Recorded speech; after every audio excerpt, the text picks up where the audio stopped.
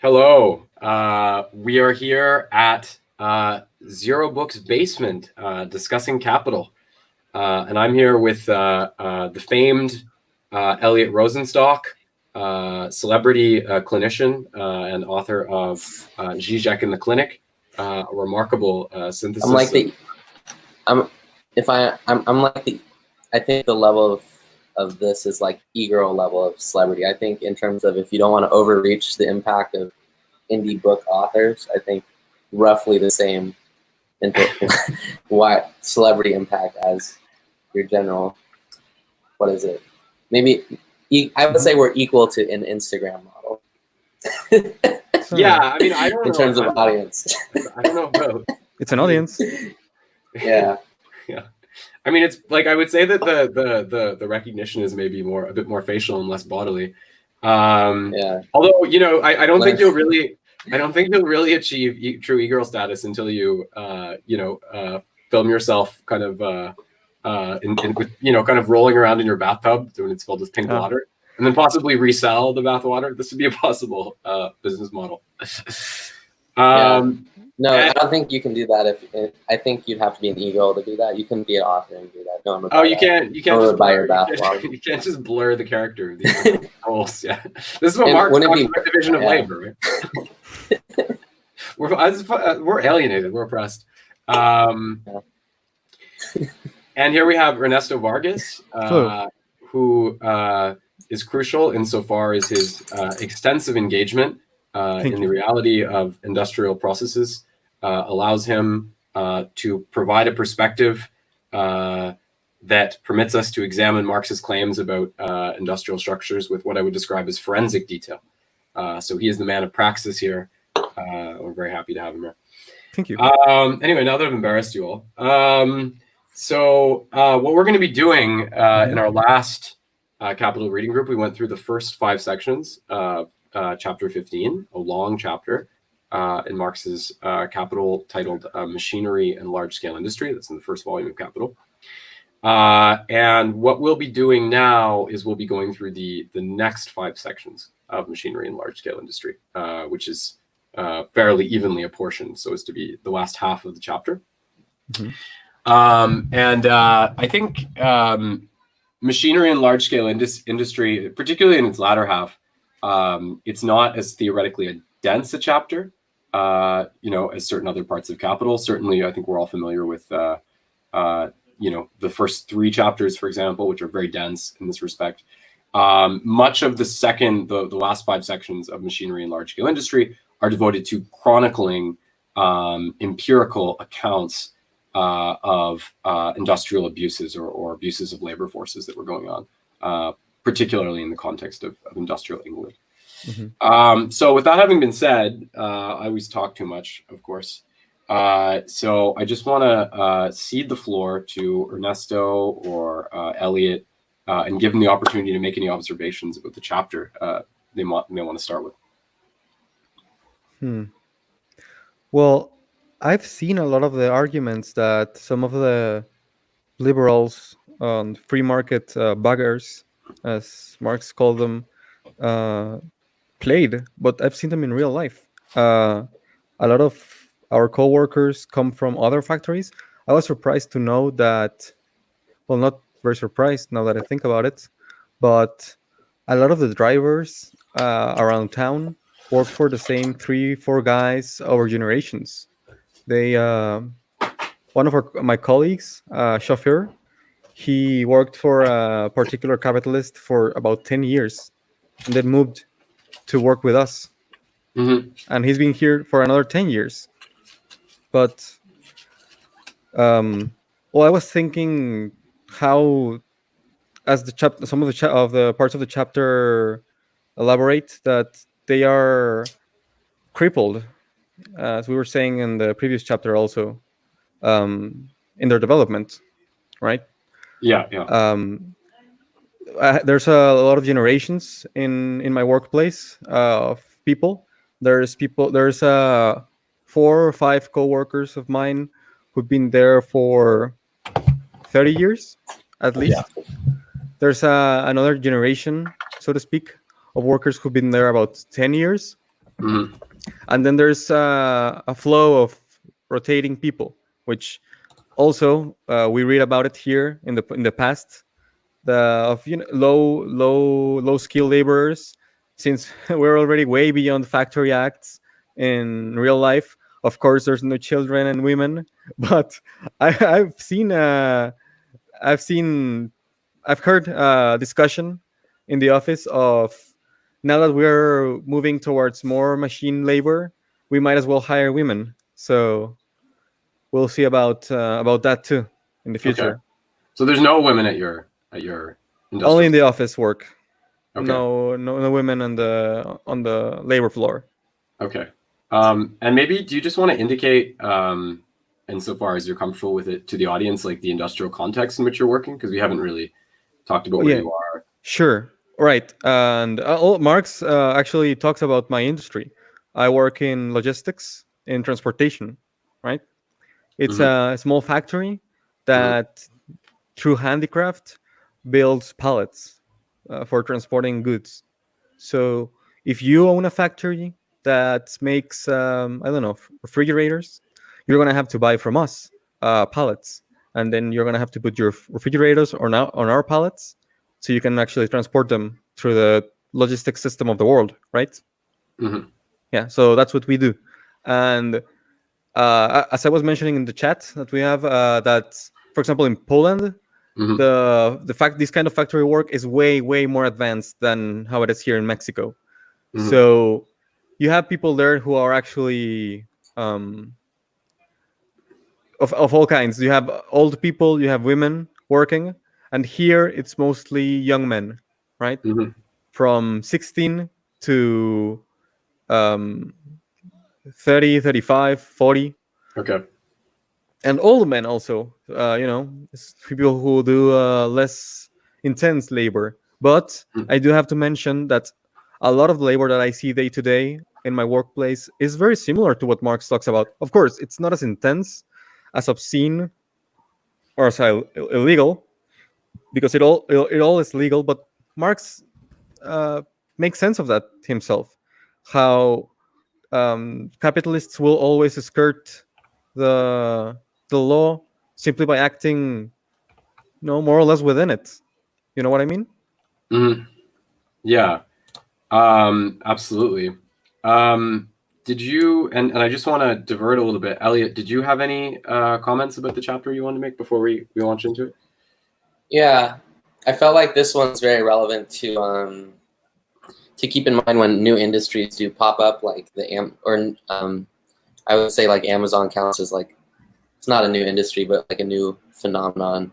How when something becomes easier on one end, there's someone who eats the cost of it, and you can Mm-hmm. say that these sort of new like low skill jobs allow for a low point of entry, and they need a lot of workers, Mm-hmm. and then conditions get worse and worse. Like I know Amazon in Los Angeles is hiring a lot of people who are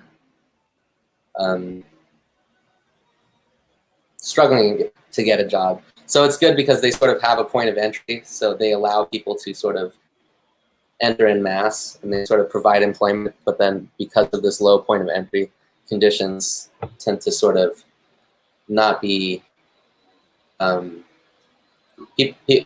because of the low point of entry, because of the low pay, conditions sort of get worse and worse. And I think until like conditions sort of brought light to some extent, they sort of just stay poor. Like for instance, once people sort of highlighted that Amazon workers were taking like restroom breaks, like they weren't able to take restroom breaks, so they would have sort of a system to take restroom breaks while still working. Like that level of intensity is not something maybe you experience in your job or I experience in my job, because it isn't. We're not working in the sort of various this sort of aspect of global capital production. But I think when something gets easier, the takeaway from this chapter is to look at what the cost is for this thing getting easier, right? Mm-hmm.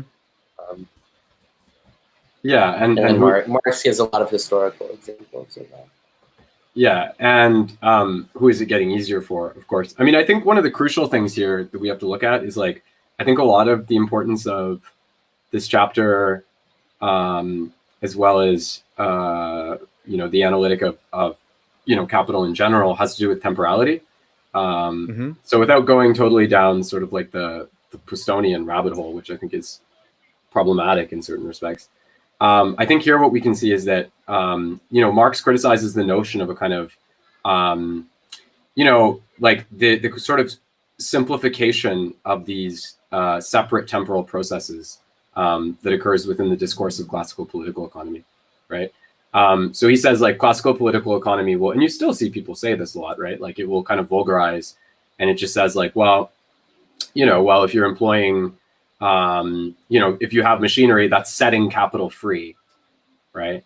That will in turn be used to employ, like effectively those same workers, I think is kind of the notion, right? Through some kind of regulative mechanism, right? And Marx doesn't actually dismiss the notion in the chapter that this kind of thing is potentially possible. But again, he wants to raise the issue of temporal particularity, right? And by the way, just to be clear, yeah, this is what we're talking about. This notion of to what extent are workers who are rendered redundant by machinery, to what extent is that a catastrophic loss for them, or to what extent are they merely compensated, right, by the repurposing of new flows of capital in such a way that they can find work again. So what Marx wants to say about that is that there's you have to look at the temporal peculiarity of that structure, right? So rather than it simply being the case that, well, those workers, right, are just going to find other jobs based on these new flows of capital. In fact, we see that those workers, in a remark that Marx makes about the division of labor, are already conditioned in such a way so that their skill set is highly particularized, let's say, which I find to maybe exist in a state of some tension with other claims Marx makes in the analysis, which I want to raise later. But what he says is that at a certain point, like once they've already invested, right, in a particular role in a particular field, then invariably, should they try to get another job, right, they're going to be entering at a definite disadvantage, right? I think if only also for the fact that if you're thinking about trying to equip a laborer with a particular set of skills, that it's better to it's better to invest in them when they're younger too, right? That's another thing. So of course, if you've already worked in a field for 20 years or whatever, right, the value of retraining is already diminished to that degree. So and I think Marx's point, and he makes another point, which is that if those workers are rendered redundant, and again, a very important thing that of course to capital is the idea of the generalization of inputs of constant capital, right? That exceptions notwithstanding, that there's a tendency for these to generalize across different industries, right? So part of what he says is like, if they're rendered redundant in one corporate context, right, there's a very good chance they're already redundant for other corporations, or they will soon become redundant. Yeah, of course. Right. So again, he doesn't dismiss. Like, this is to me the hard thing about this chapter, right? Is that like this chapter, like I think chapters like this, a lot of people take as being proof of like the general law of immiseration as it is, or like the idea that inevitably with automation, things are going to get worse. Marx clarifies in other parts of Capital that that's also contingent on a host of other factors, right? So I guess I think the difficulty here comes from, because he's talking about England. He's saying, well, in England, it's gotten worse, right? But I think the difficulty here comes from trying to isolate the logical and empirical aspects of the analysis, right? Well, he does compare a lot England to American developments. Well, yeah, so that could be said of a lot of places, but I want to pull like actually a quote here. So he talks about Galniel, right? Like another economist, and he says that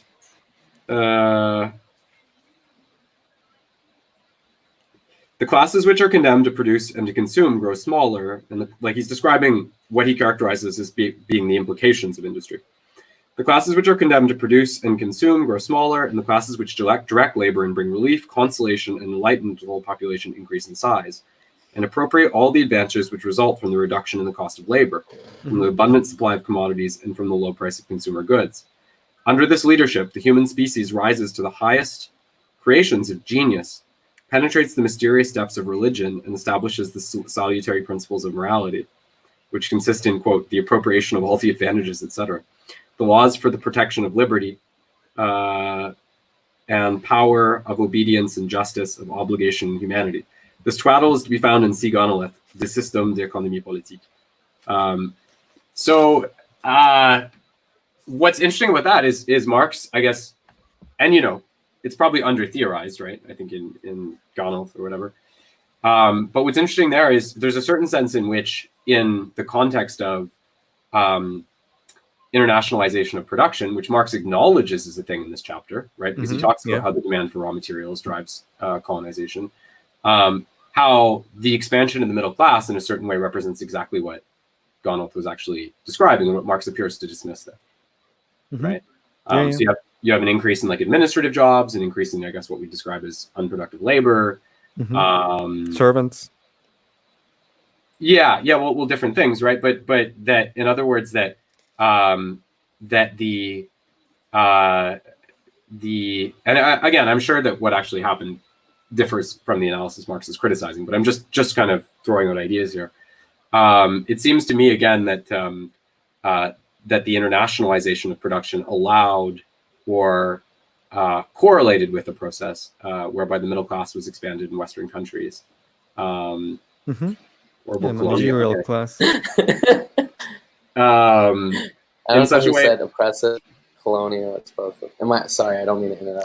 It's always like this thing where whenever people criticize us, it's just not clear who they're talking about. Like I guess it's us. Is Ernesto like de facto non-colonialist? I don't understand. You guys do realize there's like bourgeois in Mexico and there's like colonialists in Mexico or in Mexico, right? I find it very funny. Like, I'm a POC. Okay, I'm a POC.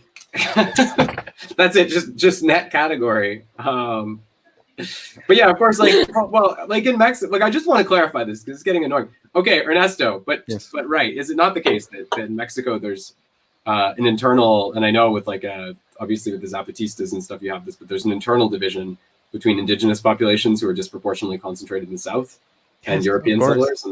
Of course. Yeah. I come from a family of European settlers. A lot of the bourgeoisie in Monterrey, in my city, come from European settlers. In fact, there's a whole program and this is part of the anti-Semitism that grasps Mexico. There's this whole program where Ashkenazi Jews can get repatriated as Spanish citizens, but only if you have Ashkenazi blood. Okay. Oh, wow. Yeah. It's colonialism all over again. I see where you go. Oh, America and England, not you. Okay, well, this is the importance of specificity. But actually, it has been the case that people have remarked that Eliot and I are terrible colonialists, and Ernesto is like the post-colonial real of this discussion, right? But you idiots, he's here discussing capital with us in flawless English, so of course he's not, one of the subalterns of Mexico. Yeah, that's do your math. Putting it. Well, I'm just every time you say something problematic, I'm just gonna hit you with the oppressive colonialist. That's gonna you're gonna have to throw that up a lot throughout this discussion. Yeah.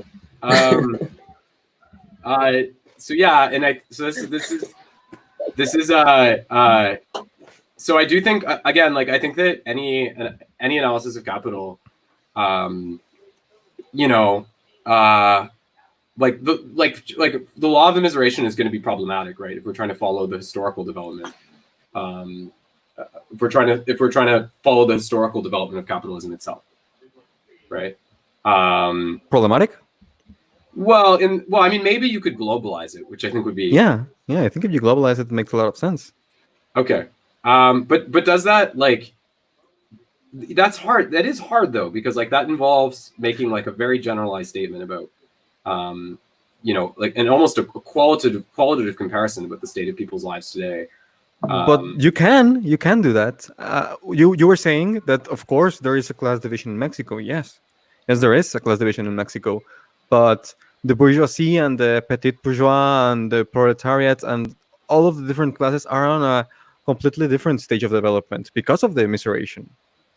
So we don't have the kind of health services that there are, even though, for example, American health services are privatized, European services aren't, and Mexican services are public, but we're still a few decades behind. I'm sorry, in development. Yeah, well, but I guess what I mean is like that. What I'm trying to get at is that, like, I think one thing that Marx, and I think it's not even so controversial to say this, but I think one thing that he doesn't, one of the major problems, maybe the major problem with capital as an analysis, is that Marx couldn't foresee the degree to which redistribution would become part and parcel of the capitalist mode of production itself. Yeah, I mean, I guess it came with the technology, right? Electric technology, for example. I don't think he had that factored in as adding a whole new dimension of industry. Well, it came with the technology, but I mean, it also just came with the degree to which the demands of organized labor, for example, became articulated within a capitalist field, right? Because he actually he relates technology, right, to to certain processes of immiseration as well, right? The worsening processes, as in this chapter. So I don't think technology is the only thing. I think what would have been surprising to him would have been the degree to which, like, the welfare state became, very normalized, right, in the 20th century. So how do we approach the question of immiseration? Well, if we're talking about widening immiseration, we could say, well, okay, in places like China, where they do the production, that there's an immiseration that's affected. So maybe the law of immiseration is manifest at a global level in that way. But then, like, you look at China, and it's like, and I don't mean to attribute this totally to capitalism or anything. Of course, on the contrary, that's the point of my analysis. But I was looking at statistics in China yesterday, and it seems to me that from 2002 to 2019, the number of people living in what they define as poverty was reduced from 320 million to 17 million, adjusted for the purchasing power of that country. So again, like, even if you apply it that way, right, and partly because of the fact that the Chinese government is active, for example, in trying to, I think, mitigate against the most extreme forms of impoverishment, right? Building big working class lots for factory workers and so forth. I wonder about whether the law of immiseration holds up in that sense. So that would be my, Do you guys have any thoughts about that, or? What do you think of the tuberculosis? Do you remember the tuberculosis part of the the example, about the women in the ribbon factories or something. Let's see. Yeah. Here it is, page 556. 596.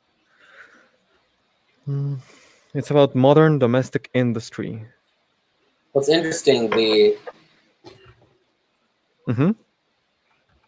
rate of over like a decade, the rate of, like, this tuberculosis wasn't treatable then so much, right? It was sort of, I don't know what the tuberculosis death rate was. I was under the impression it's close to, like, let's see, death rate. All right. I mean, Hegel didn't What's survive the death rate? Yeah, I don't know how many. I think it's pretty high, but it's interesting that about 1 in 8 of these sort of garment workers who work in these factories will be subject to plagues of their day over such a long period.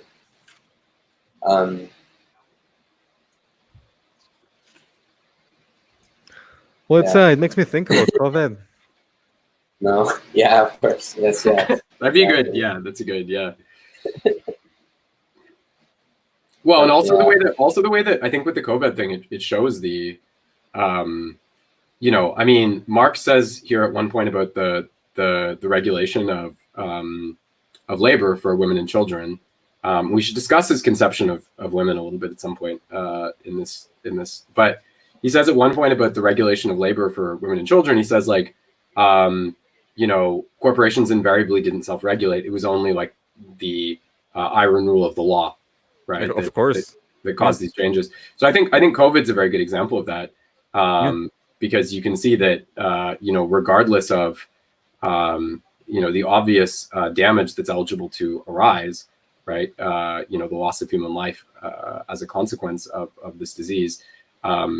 Companies are not going to regulate themselves, right? And they're certainly not going to regulate themselves out of business. Yeah, it's pretty funny because at my place of work we had to, but it was a complete coincidence because as part of our growth, we had a plan since like 2 years ago to get a certification in ISO 9001. Do you know what I mean? Industrial Standard Corporations. It's like a whole book of law where you pretty much guarantee on an international level that you are up to certain standards of production, right? Okay. And part of that is complying with the law, like with the local law of safety. So we spent the entirety of past year getting PPE, setting up spaces, separation of machines, doing all of that. So it was pretty funny, I guess, in a retrospective way, that I spent a lot of my day-to-day job preparing for the crisis. But as you say, I can tell you that we're kind of an exception in that regard, because unless you're going for that seemed like of random lucky sort of coincidence. Exactly, like that's my point. We were doing it for an entirely different reason. This wasn't about actually being productive. It's just that one of our clients told us, we'll give you triple the contract that you have right now if you guys get that certification.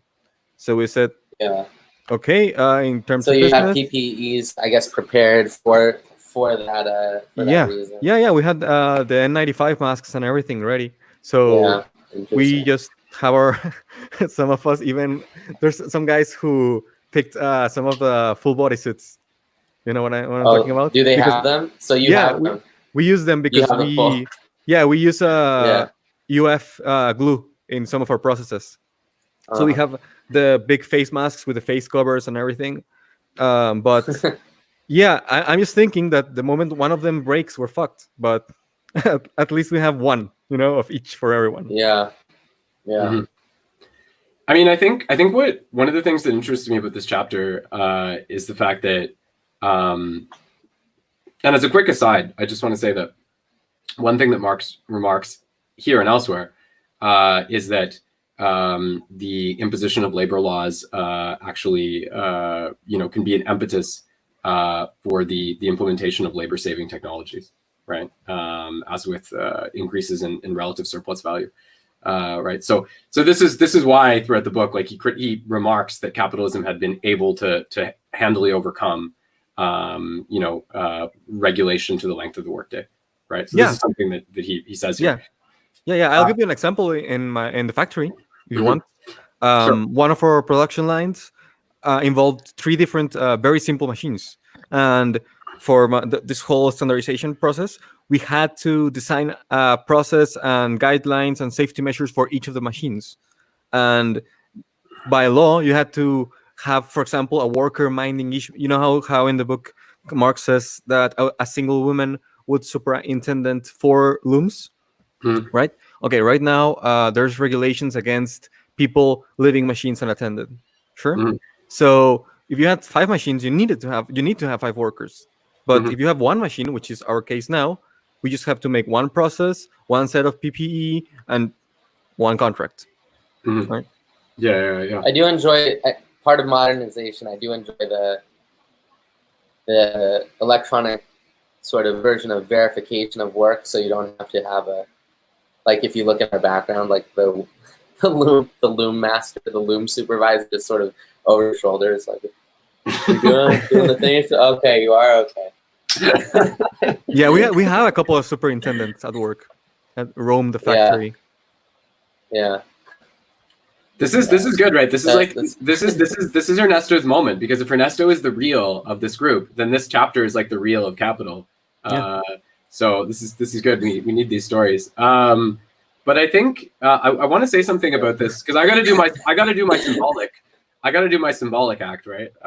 So because Ernesto's the real, Eliot's the imaginary, and I'm the symbolic, apparently. Yes.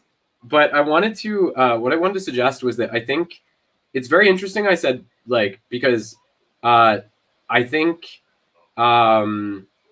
when you look at this analysis, which entails so much empirical content, historical content, right, with respect to working conditions, I think it really problematizes the notion that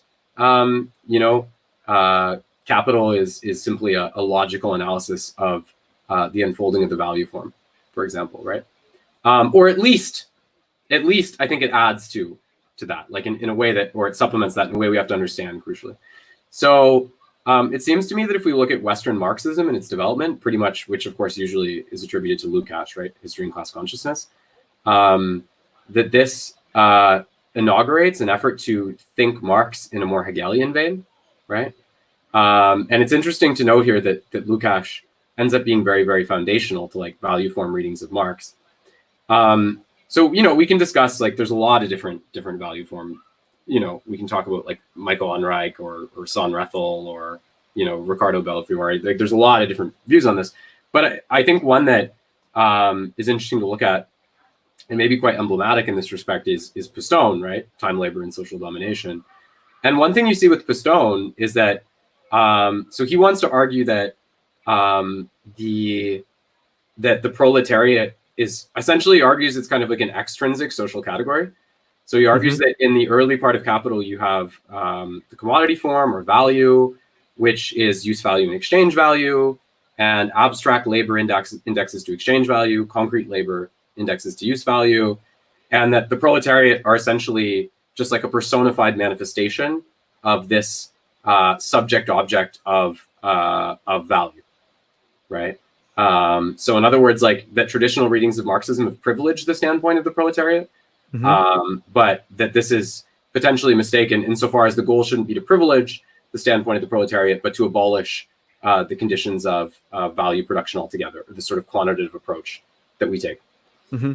But like, I think this also really misunderstands Marx's method in a crucial way, because it seems to me that Pistone thinks that Marx starts out with like the reality of capitalist production in the beginning of Volume 1 and the parts in simple exchange, and then progresses towards this like mystic Vittori structure, like it's like the social actors who embody it and so on, right? But actually, I think if you look at Marx's method, right, and he says this at various times, he actually goes from concrete to abstract to concrete, right?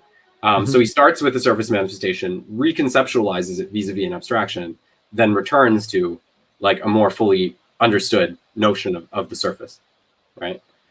So what I'm trying to get at here is that, like, I think that, so he starts out with the section on simple exchange, and he presupposes a society of private commodity producers, like people individually making commodities. And it's like, he says at another point that never actually happened, right? So this is an abstract basis, right? And then what he does is he shows how this is problematized, right, by the actual structure of capitalism, right? In which there's like, a large number of proletariat who are employed, right, to create products for the capitalist, right, who in turn engenders surplus value. Then you have alienation that emerges as a consequence of that, and so forth. So, the real of what he's saying actually doesn't necessarily lie. I mean, it's connected with it, but it's not the abstract form of value, right? Like, in a sense, the real is like the social relations that these manifest in, right? So Pistone kind of takes this and says like, well, the proletariat's kind of like a falsifying concept, right? And it's like, but this would be Marx's point, is that this is actually how this is articulating itself in the structure of reality. And in an obvious way, right? Like, because Pistone de-emphasizes the importance of the role of the proletariat or the activism of the proletariat, but in an obvious way that affects like the relation of value, right?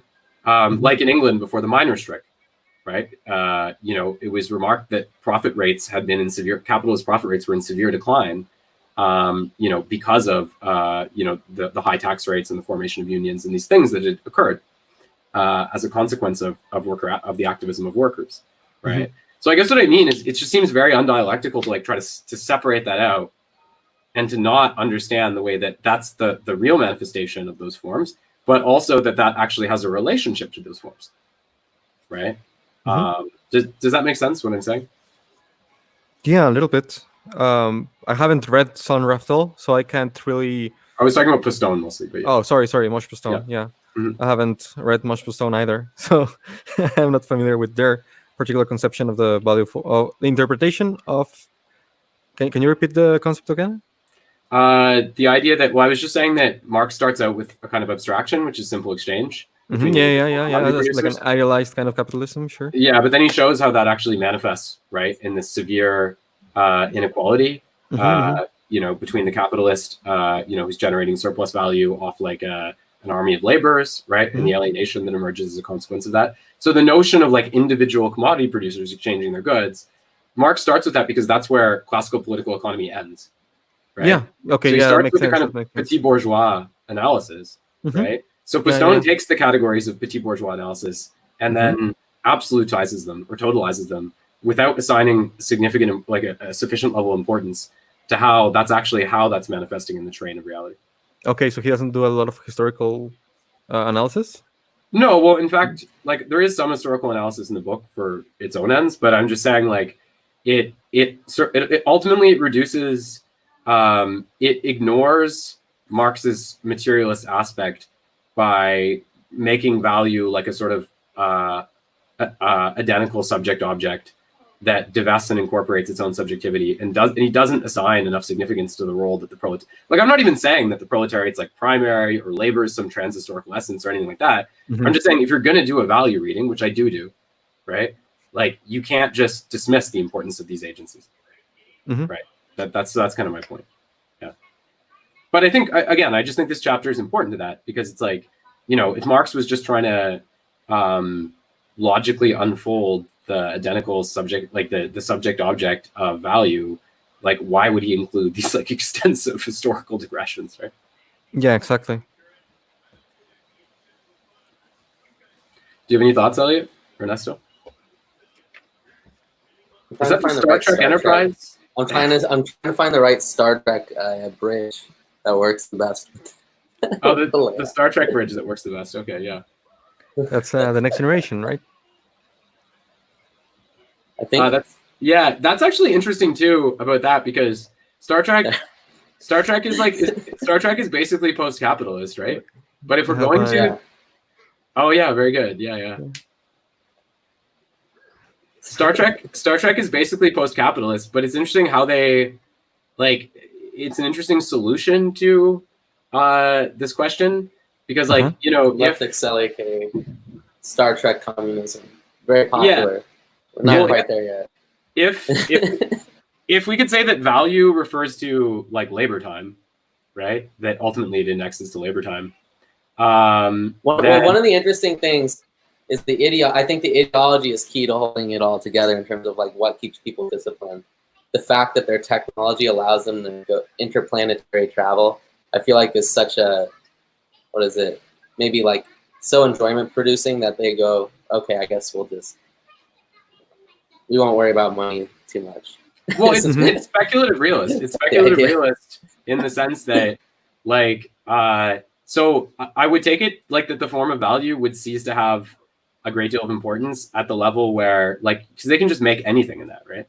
But again, this is kind of problematic because sometimes we see them like they have the things that they have like the most advanced, the 3D printer that just you can print anything. Yeah, but then you'll see them like them building starships. So you can't use a 3D printer to make like or whatever. You can't use that to make a starship. So this raises another question. Sure, see, we don't know that because have you seen an episode where they make starships? Maybe they have a gigantic. No, in the Kelvin universe. Yeah, in the Kelvin universe, they built the Enterprise in San Francisco. Yeah, but maybe they built the Enterprise in San Francisco, but you don't know if it was a large like 3D printing box. That's true. It could be all automated code for spaceship. I mean, from what I understand, even if people gave up their labor time to build the Enterprise. Don't they get labor vouchers or something like that from the Federation? Yeah. I'm not quite sure. Plus, in like Deep Space Nine, of course, there's Latinum, so there is money, which is a good point. It's like even if you have communism on Earth, if you have intergalactic stuff, not everybody's going to be on the same system. So then That's then true. they bring back money. Mhm. Yeah.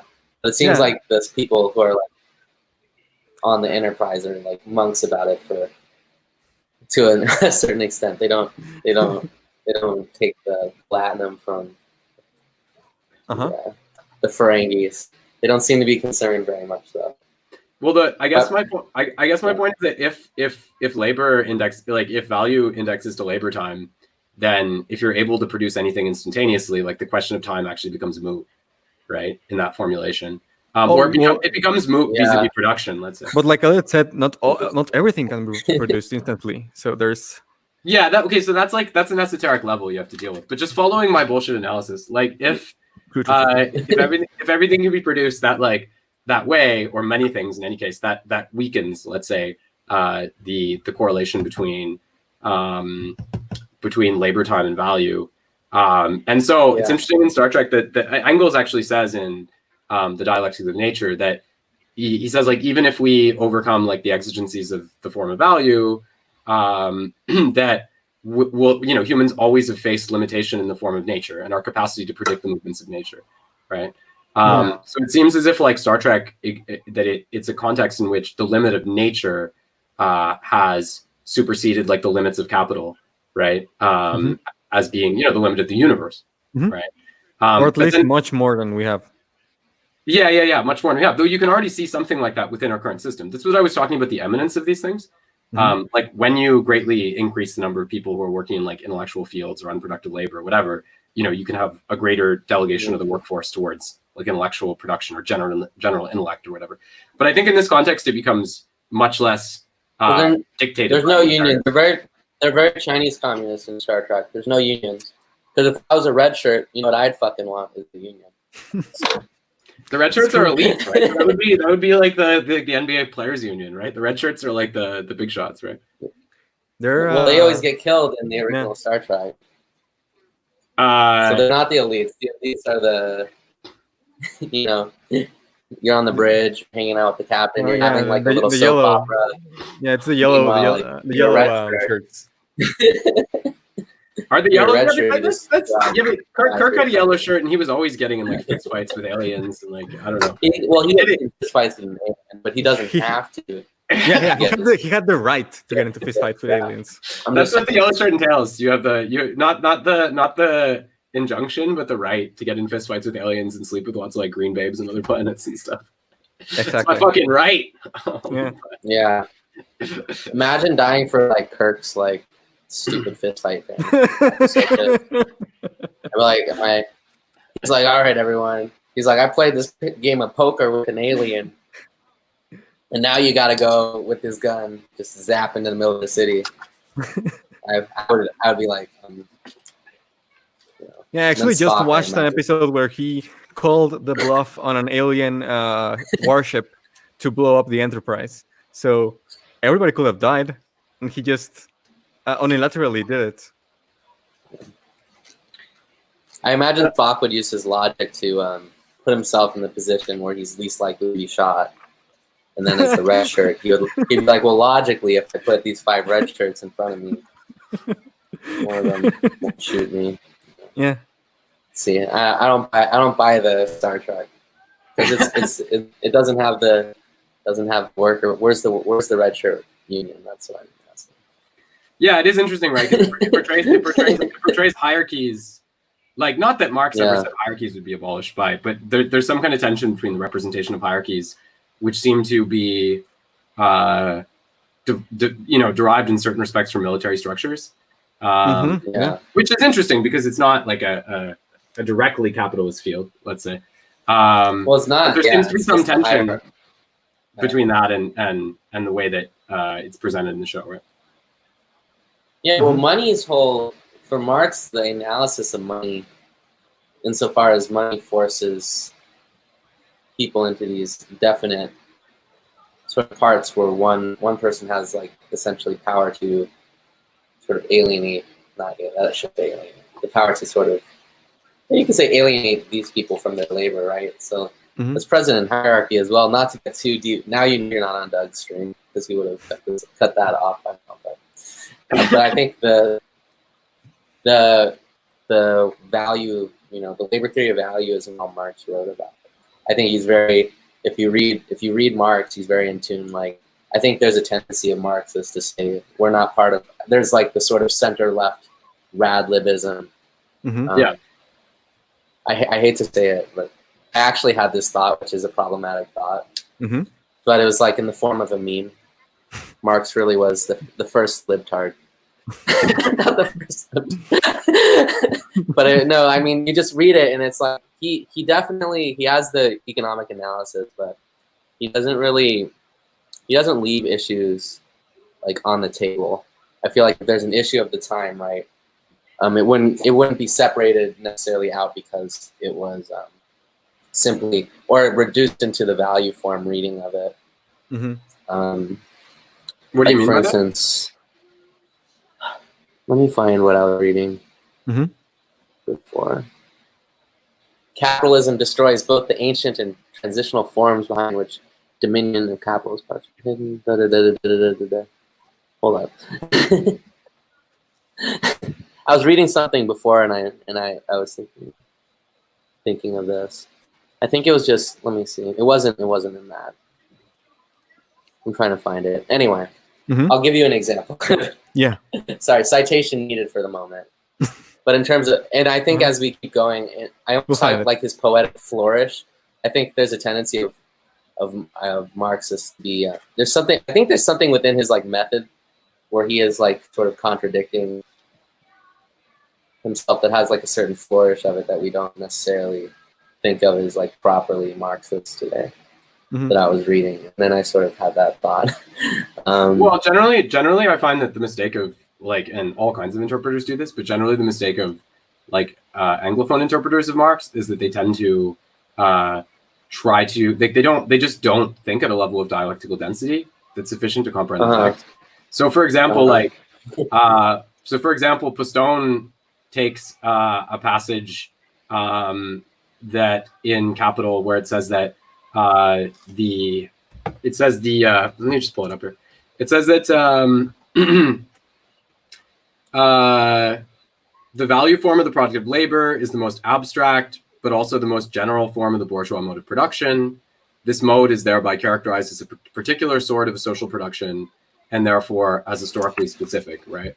So if you actually look at, and I was going over this today, if you actually look at the German, like it doesn't connote historical specificity so much as it connotes like a process of simultaneity, right? And what you have to understand here, actually, I find this astonishing. Marx makes very, very explicit indications in Capital that both value and capital presage the generalization of the law of value, or capitalism, as you'd say, the capitalist mode of production. Well, Conrad, like.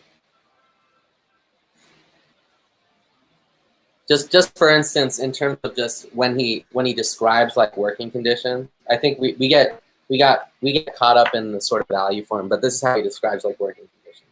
Like the lace finishing is done either in what are called mistresses' houses or by women in their own houses, with or without the help of their children. The women who keep their quote mistress houses unquote are themselves poor. The workroom is a private house. The mistresses take orders from manufacturers or from warehousemen, and employ as many women, girls, and young children as the size of their rooms and the fluctuating demand the business will allow. So like if you just look at that sort of last bit, this is sort of like something that you can only circle. He just immediately sees this, and there's no sort of translation into, you could say, like the categories that we think of as like Marxist economics. He's just sort of, like zero books, zero. The reason, I think did you say this, Conrad, that zero? Yeah, probably. Zero is the marking of the thing that otherwise you wouldn't be able to describe. It's like this doesn't necessarily translate into the value form. And then the number of workmen employed in these workrooms varies from 20 to 40 in some, and from 10 to 20 in others. The average age at which children commence work is 6 years, but in many cases it is below 5. So child labor, it's just sort of a cause. You're against child labor. It doesn't matter the time or whatever. You're talking about the you're talking about the normative moral dimension of the text. Yeah, and then sort of I'll just read the last part. At the same time, the oxygen of the air is consumed by gas lights. which is interesting. In order to keep the lace clean, although the floor is tiled or gagged, the children are often compelled, even in winter, to pull off their shoes. Just in describing the working conditions. So like sometimes the task is not necessarily to do an economic analysis, right? It's just to describe the look and sort of describe the working conditions. So you could say describing the Amazon warehouse, people think of as like, that's just, anybody agrees that that's not great, but it's like, I'd say that's directly Marxist to a certain degree. in sort of this aspect of Marx when he sort of transcribes general sort of conditions. I'm not sure. Same with like the kids in cages. That's like a classic thing. I think you don't hear Marxists talk about a lot, like kids in cages on the border, right? It's like, well, that's sort of democratic talking point, but that's also what Marx did, right? And that sort of got what's the word? There's a nice Hegelian word that I'm not remembering. Derempted. It's got derempted into these two false oppositions, which are like, oh, here's the sort of centrist issue, hysteria, and then here's the proper Marxist value form. But it's not the case, right? Those were both Marx, right? Well, and I think that's important. I think probably you can understand it as emerging from the same manifold in a way, because like I think that Hegel would be the first to acknowledge, I think, that our conceptions of ethics, right, are conditioned by certain historical and social processes. But it's like but part of here's the thing, like part of it, like again, a problem about, oh well, if it's not an ontological reality, then it's just relative, therefore it doesn't matter. Like that's not Hegel's point, right? So he says at one point, like, what time is it right now? Okay, it's 8:58. In 1 minute, it's going to be 8:59. Then that will be wrong. The point is it's still right in that moment, right? So you can kind of, I guess the purpose here would be, I mean, we think of something like Marx writing a letter effusively praising Abraham Lincoln, right, the single-minded son of the working class, and his efforts to save a divided nation, or to abolish slavery. Yes, certainly. Yeah, essentially. I was trying to quote it, okay. But I just meant that it's like, but I mean, you can still understand that morality is being eminent to these historical processes, but that doesn't mean it's wrong, right? I think the risk, if we say like, well, you just have to introduce a moral element, is that in a way you just repeat the division as an injunction. So I think the real question is, how do you read like the moral element, if you will, of capital, with the socioeconomic element in such a way that they can be seen as emerging from the same manifold? Right. Well, yeah, and you can. I think with the kids. With the kids in cages example, you could of course talk about, the socioeconomic factors that require people to move there, but ultimately it's like the heuristic. Yeah, I suppose the Marxist analysis would be to keep in the socioeconomic factor for sure. Yeah. Well, you need a universal conception of the human, right? And you have to ask yourself how that emerges, because Marx says at the beginning of Capital that, like, and it's very, very equivocal, but he says, like, at the beginning of Capital that Aristotle was unable to recognize value as like the common substance of exchange, because he could not like ontologically relate the labor of slaves to like the labor of non-slaves, because of the division, which is very clearly articulated like in the Politics of Aristotle or something. What's actually interesting about that is it raises the question of whether it's like a common articulated notion of humanity that, like, to what is the relationship between that notion of universality, the universal human, and the generalization of the law of value? Like, what term presages what term? I mean, normally in Marxism, you'd say, well, the economic presages it, but that's a bit vulgar too. Right. So you can even see Christianity, right? Like, Badiou has a book, St. Paul and the Foundation of Universalism. Like, you can even see Christianity as part of that. And this, by the way, gets back to the problem of what the tradition of sort of figuring out the problem, the social problem, right? Yeah, in addressing. So Christianity and Marx, even if Marx has his own language, of course, but they both focus on that same idea. This is like the big, in terms of what's your relationship with the center left. And I feel like it tends to get reactive in terms of in terms of dismissing like good points. You know what I mean? Like just because it's been sort of recaptured by the right or what? this. No, I would say the center left by like the Democratic Hillary, Biden. Yeah, makes sense. Actually, I think maybe think it's worth rethinking the relationship. I think to the center left and the right in terms of like here's the center left doing this, and they're addressing it wrong. I don't know. I think maybe I've just been in too many different circles, but I see people going full like I don't know. No, I agree with you. I was thinking that maybe maybe a philosopher we could try to or right wing, like just just generally kind of headed towards like right wing sort of areas that focus on the hierarchical aspect of modern socialist states, which is like, don't get me wrong, I mean you throw away those, but it's like there's ultimately sort of a form that's maybe not fully articulated yet through the states we're in, for instance. Ernesto, you were saying? I think like okay. Ernesto was saying something. No, go ahead. Okay. Finish your thought. Okay. I forget what I was going to say now. Sorry. Hold on. No, yeah, go for it, Ernesto. I was just thinking that speaking of things that we might want to recapture for the left, I don't know what you think about Ayn Rand's whole egoistical conception of capitalist actors, because there's a little text here from Marx that made me think about Rand. I'll read it for you guys. Okay. It says it's page 617. It says modern industry never views or treats the existing form of a production process as the definitive one. Its technical basis is therefore revolutionary, whereas all earlier modes of production were essentially conservative. There's a footnote here where he quotes the Communist Manifesto.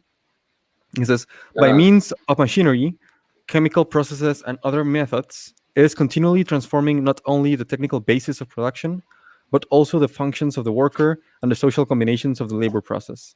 At the same time, it thereby also revolutionizes the division of labor within society, and incessantly throws masses of capital and of workers from one branch of production to another. Thus, large-scale industry, by its very nature, necessitates variation of labor, fluidity of functions, and mobility of the worker in all directions. But, on the other hand, in its capitalist form, it reproduces the old division of labor with its ossified particularities. We have seen how this absolute contradiction does away with all repose, all fixity, and all security as far as the worker's life situation is concerned. How it constantly threatens, by taking away the instruments of labor, to snatch from his hands the means of subsistence, and by suppressing his specialized function to make him superfluous. We have seen, too, how this contradiction bursts forth without restraint in the ceaseless human sacrifices required from the working class, in the reckless squandering of labor powers, and in the devastating effects of social anarchy. This is the negative side. But if, at present, variation of labor imposes itself after the manner of an overpowering natural law, and with the blindly destructive action of a natural law that meets with obstacles everywhere, large-scale industry, through its very catastrophes, makes the recognition of variation of labor and hence of the fitness of the worker for the maximum number of different kinds of labor into a question of life and death. This possibility of varying labor must become a general law of social production, and existing relations must be adapted to permit its realization in practice. That monstrosity, the disposable working population held in reserve, in misery, for the changing requirements of capitalist exploitation, must be replaced by the individual man, who is absolutely available for the different kinds of labor required of him. The partially developed individual, who is merely the bearer of one specialized social function, must be replaced by the totally developed individual, for whom the different social functions are different modes of activity he takes up in turn. So yeah, that made me think a lot about Rand and her egotistical fashion of thinking. Okay, I'm just thinking here. If at present variations of labor imposes in the manner of an overpowering natural law, blindly obstruct the recognition of variation of labor, and hence the fitness of the worker, the maximum number of different kinds of labor. Okay. So I guess he's talking about the. I guess I take here that he's talking about the adaptation required. Mhm. Yeah, though, like on a sociological level, he does say that most people aren't going to do it, right? Exactly. Yeah. But Yeah, that is kind of Randian. Yeah. it is. So there are crucial differences here. Like when he talks about the mode of production being revolutionary, it's not like a great man theory of history that would No. drive that, right? No, Uh, it's kind of I've the always opposite. wondered how much Rand has borrowed from Soviet ideology, especially workerist ideology. Like it's Yeah, because clearly a workerist sort of view, but yeah, it's she just does the value capitalist. production, She does right? just sort of being your technical trade as sort of identity, almost. Yeah. well, but here would be the problem with Rand, which in a way is the problem with Postone, is that with like again like you in order to like the reason why people use classical political economy like conservatives for example is because it abstracts considerably from these real relations, right? So again, I was talking about like the simple exchange of individual commodity producers in which everyone is bestowed with a certain dignity insofar as they're like making their own products and exchanging them, right? And it seems to me that I don't know if Marx here is being funny, like when he does it. I don't know if it's kind of a joke. Like I don't know how to take it exactly. He's a bit of a jokester. Yeah, I don't know if it's what he's being funny or what, but I think because he already said that that's like not likely to happen.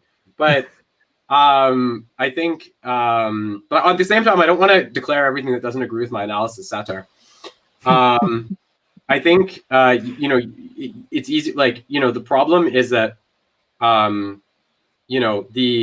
and you see like the immense utopianism of the libertarian analysis in this way, right?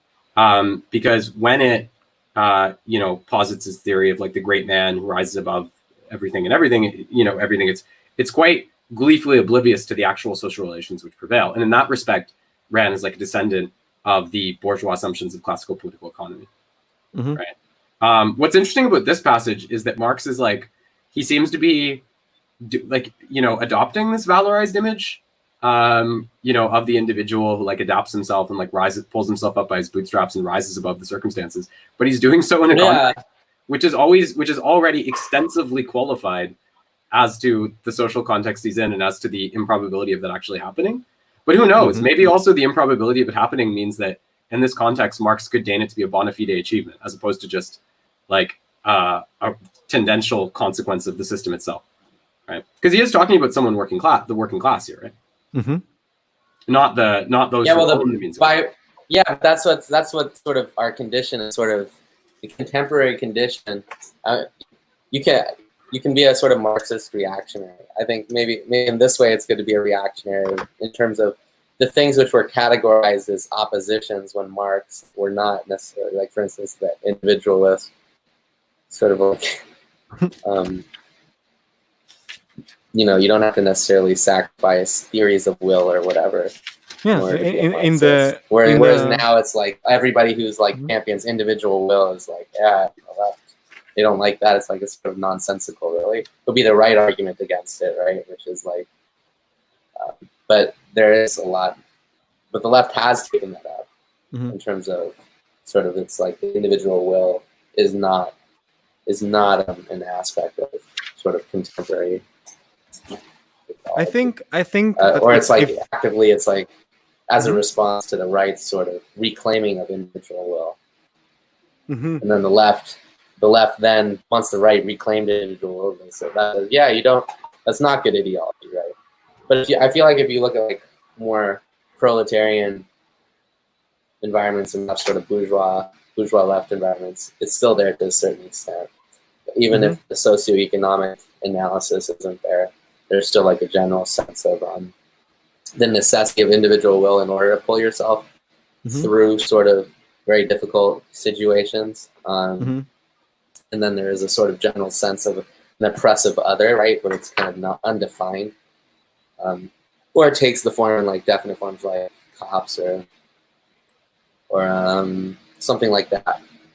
Versus sort of really looking, it's like what systemically could we change, right? Doesn't quite get to that point. Well, let me suggest a theory of individual will. Sometime. Let me suggest a theory. First of all, I want to say that the problem with the concept of individual will is that like we risk lapsing into like a bourgeois conception of individual will the moment we invoke the notion of individual will. So I want to suggest a way that maybe we can try to understand it. So in my supervisor, Catherine Malibu, in her book, L'Avenir de Hegel, she puts forth a reading of Hegel's conception of time. And I'm probably going to vulgarize here, but my understanding of what she puts forth is that you have and she relates it to the reading of Hegel, or like reading a dialectical text, I suppose, is that when you're reading, you're in a double position, because on one hand, you're waiting for what's going to happen, but on the other hand, you already know, in a way, like you already know that something's pre-written. And these are identified with like Greek teleological and Christian revelational perspectives of time in relationship to Hegel, where like the Greek is like deterministic and the Christian is like awaiting the moment of revelation, right? The presentary moment of revelation.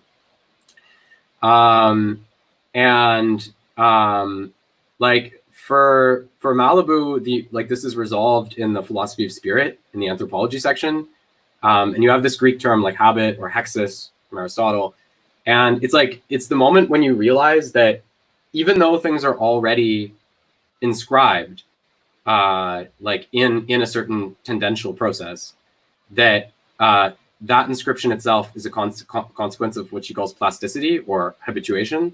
And therefore that bestows to you your freedom within this context to actually influence those tendential patterns, right? And so that's what I would want to propose and this is what I was saying with the problem with Pouston's reading, because it just treats the proletariat as like an extrinsic sociological category, but that it's intrinsic to the dialectical unfolding of what's going on, right? And I'm saying it's the proletariat's recognition of the non-universal or non-ontological, let's say, non-ontological character of the form of value, which is nevertheless more historical than Pouston presents it, but whatever. It's recognition of the non-ontological character of that that allows it to intervene in that situation, right? And to make the future for itself, right? So again, I like this concept of individual will because it acknowledges history and tendency, right? But it also portrays the social agencies that emerge as a consequence of this as having a certain kind of autonomy, right? How do you feel about that as a replacement or whatever for the moral system that you said we shouldn't try to jam in? It's an old comment, but I didn't put it up before. Take it out of context. Conrad, it sounds like you can break it down. That's all I do. I don't actually talk about the book. Like I read the chapter as like a token, but this is like I never talk about anything in the book. But I mean, if you're really a scholar, you don't talk about the book. Fuck that. That's not how scholars. Anyone can talk about the book. But well, it is interesting because I think people take, even when you do talk about the book, you can not talk about the book and talk more about the book than somebody who takes a passage and talks about the book. Well, yeah, I mean, that's not always the case. Just in terms the essence of the chapter. We're gonna go really fast into Derrida if we keep a. Well, it just reminds me of the Zizek thing. Is once you get too close, it becomes pixelated. Versus you give yourself some distance, and that's how you can sort of see the reality of the virtual, right? It's like what is it? But I think it is worth actually, part of it is like. I mean, everyone here thinks it's worth reading because we are reading that. But I think it is interesting when you do read Marx what you find in contrast of today's sort of way of approaching different aspects. And in terms of, I think, Zizek too, in terms of like saying, well, material analysis is kind of bad categorically. I think when you read about how Marx uses it, it's just very focused on the numbers.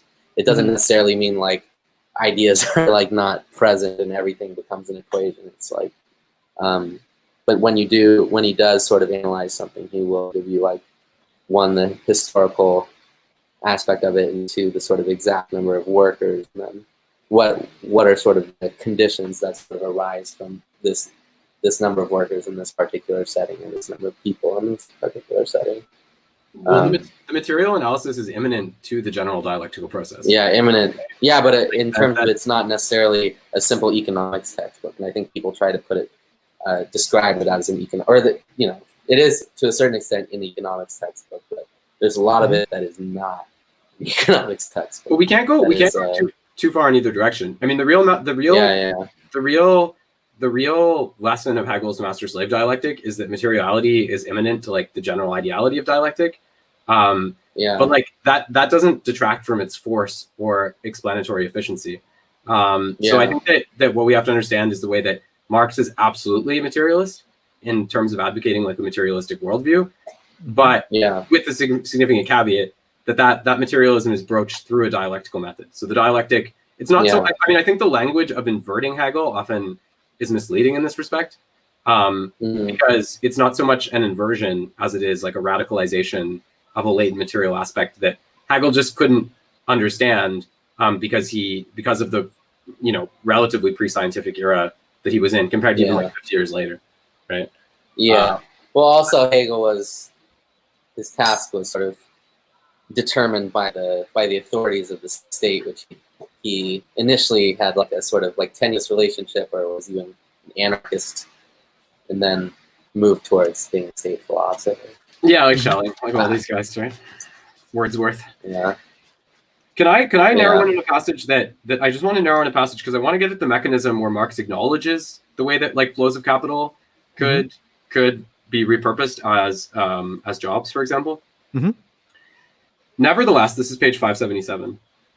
Nevertheless, in spite of the mass of workers actually driven out and virtually replaced by machinery, we can understand how workers in factories may become more numerous than the manufacturing artisans and handicraftsmen they have displaced. Their numbers grow through the building of more factories or the extension of old factories in a given industry. Suppose, for example, that under the old method of running the factory, a capital of £500 is employed every week, 2/5 being constant and 3/5 variable capital, i.e. £200 being laid out in means of production and £300, say £1 per man, in labor power. With the introduction of machinery, the composition of the total capital is altered. We will assume that it consists now of 4/5 constant and 1/5 variable capital, which means that only £100 is now laid out in labor power. Consequently, 2/3 of the workers are dismissed. If now the business expands and the total capital employed grows to £1,500, the other conditions of production remaining the same, the number of workers employed will increase to 300, just as many as before the introduction of the machinery. So yeah, I mean, I guess this is pretty rudimentary, but I think maybe important just to highlight, right, that he does acknowledge this capacity. But even there, right, like it's really interesting in that case because there he's also juxtaposing the abstract logic of capital to like, some of the contextual issues he's raised, right? So when he says he says the exact same number of workers, but he already said, alluded to the fact those probably aren't going to be the same workers, right? So in any case, he starts out by discrediting the argument in terms of how it might pertain to the particular individuals who are laid off. But then he does progress to validating it at potentially at a more generalized level. But we still have to understand that there's this, abject, right, component of the labor force, of people who had a set of skills whose skills aren't going to be compatible, right, with these changes, right. But again, this is what I get at. So if we look at the immiseration thesis, what I call the immiseration thesis, in 1847, Marx says, thus, on the question of free trade, he says, thus, as means are constantly being found for the maintenance of labor on cheaper and more wretched food, the minimum of wages is constantly sinking. And then in Capital Volume 1, he says, but all methods of the production of surplus value are at the same time methods of accumulation, and every extension of accumulation becomes, conversely, a means for the development of these methods. It follows, therefore, that in proportion as capital accumulates, the situation of the worker, be his payment high or low, must grow worse. Accumulation of wealth at one pole is therefore at the same time accumulation of misery, the torment of labor, slavery, ignorance, brutalization, and moral degradation at the opposite pole. And actually, I think that's interesting because he is talking about the, he says here, what does he say here? In proportion as capital accumulates. Well, at least if we can find that to an analysis of the private sector, absent government intervention, I think that's probably true. Right, which is what he's thinking of, right? But if we talk about state capital, that's going to be another thing, right? So Eliot, we were having this discussion with China, where I was saying that China, is basically engaged in like state capital accumulation, which means what you sent me was very interesting in them, like their sort of new interpretation of the value of the process of capital in French. So I couldn't and you're like, use Google Translate. It's a PDF, Conrad. You can't. You can copy the stuff. It's anyway. Yeah, but then you have to do a very. It's like a whole thing. That's like it's mostly diagrams. You can read them. Imagine Ernesto here. But his growing up, poor Ernesto, growing up, everything in English. But the French, like, there's so much. This is like new theory, but it's only in French. I try to look for an English version. I'm sure it's in Chinese.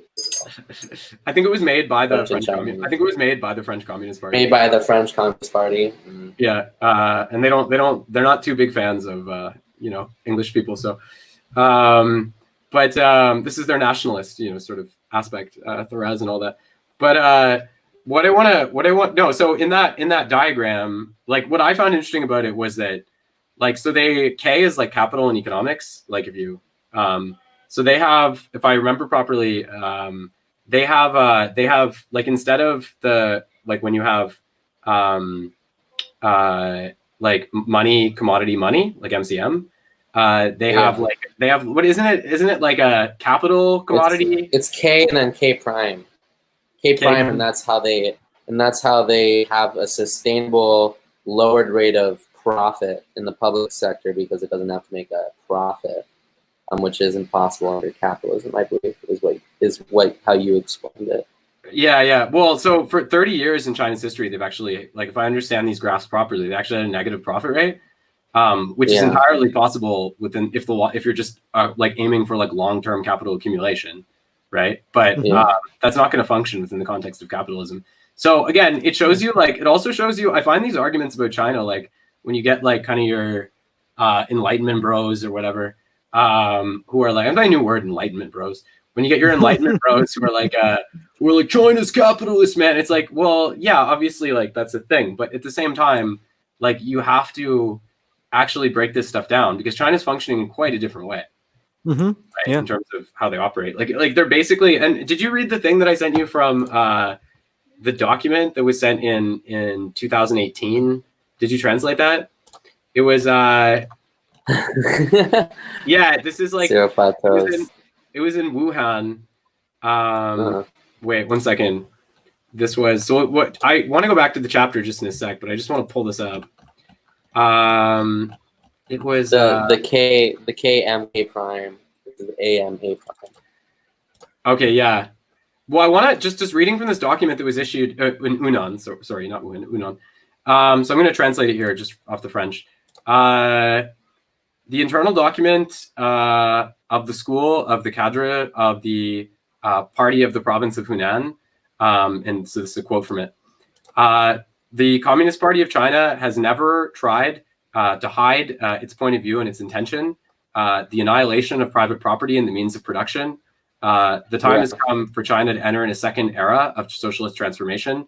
So this is from the French Communist Party, or is that's from a 2018 China article? Because if you read G, it's like that's not how he.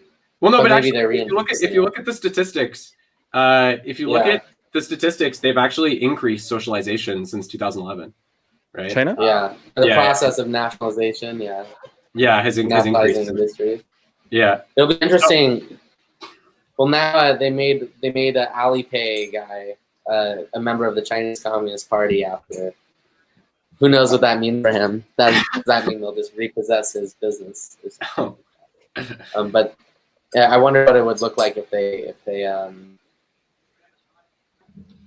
So yeah, the market. So you can see here, the market, yes, but based on another regulator, the development against profit, passage from a model of. Do we see here? So this is A is argent, money, marchandise, argent. So money, commodity, money, prime to capital, commodity, capital. That's what it would be. Is the last one missing an arrow? I'm guessing it is. Yeah, I don't know. Yeah. I think that That's actually literally what it is. Like that's from the document. I checked it, but like it may be missing an arrow. I don't know what the significance of that would be exactly. It seems like it's probably missing an arrow. Yeah. So you see here, like again, keeping in mind that M is marchandise, right? It's not actually. Yeah, merchandise, commodities. Yeah, it's not. So that's normally what we call commodities, right? And in Mexico we call them mercancías. Yeah. So in this case, MCM becomes K KCK, right?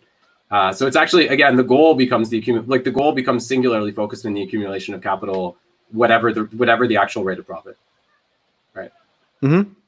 And the market is used as like a mediation to accomplish that. But I mean, this still, like, I just mean to say that this does give some, I thought the presentation by the French Communist Party was pretty amazing, like in terms of the quality, because they didn't say like, oh, China's socialist. Like at the end of it, they were like, well, can you use the market to develop like socialism, or does it just become like, does it cease to be a society for peasants or workers and just start becoming like a middle class kind of like mediated marketplace? Mm-hmm. So all those questions. That is the risk, obviously. Well, I think you can see that that's already happening. Though I do think that for what it's worth, you do see that. I also learned that China has 5 political parties, by the way, because they have 2 representative bodies. One of them has 5 political parties. Yeah. But yeah, just this is some shit. See, in the English world, we don't know fuck about communism or Marxist theory or anything, and we're just shit. So here's some straight dope. This is some straight dope out of China, transmitted by the French Communist Party for our. Well, it's the French Communist Party interpretation of China, or the translated from something. Oh well, I don't know. I assume this is translated from something, but that didn't specify. But the other thing, the quote I read about we've never hidden our intention about that actually is directly copied off the document or translated to the document. Gotcha. Yeah.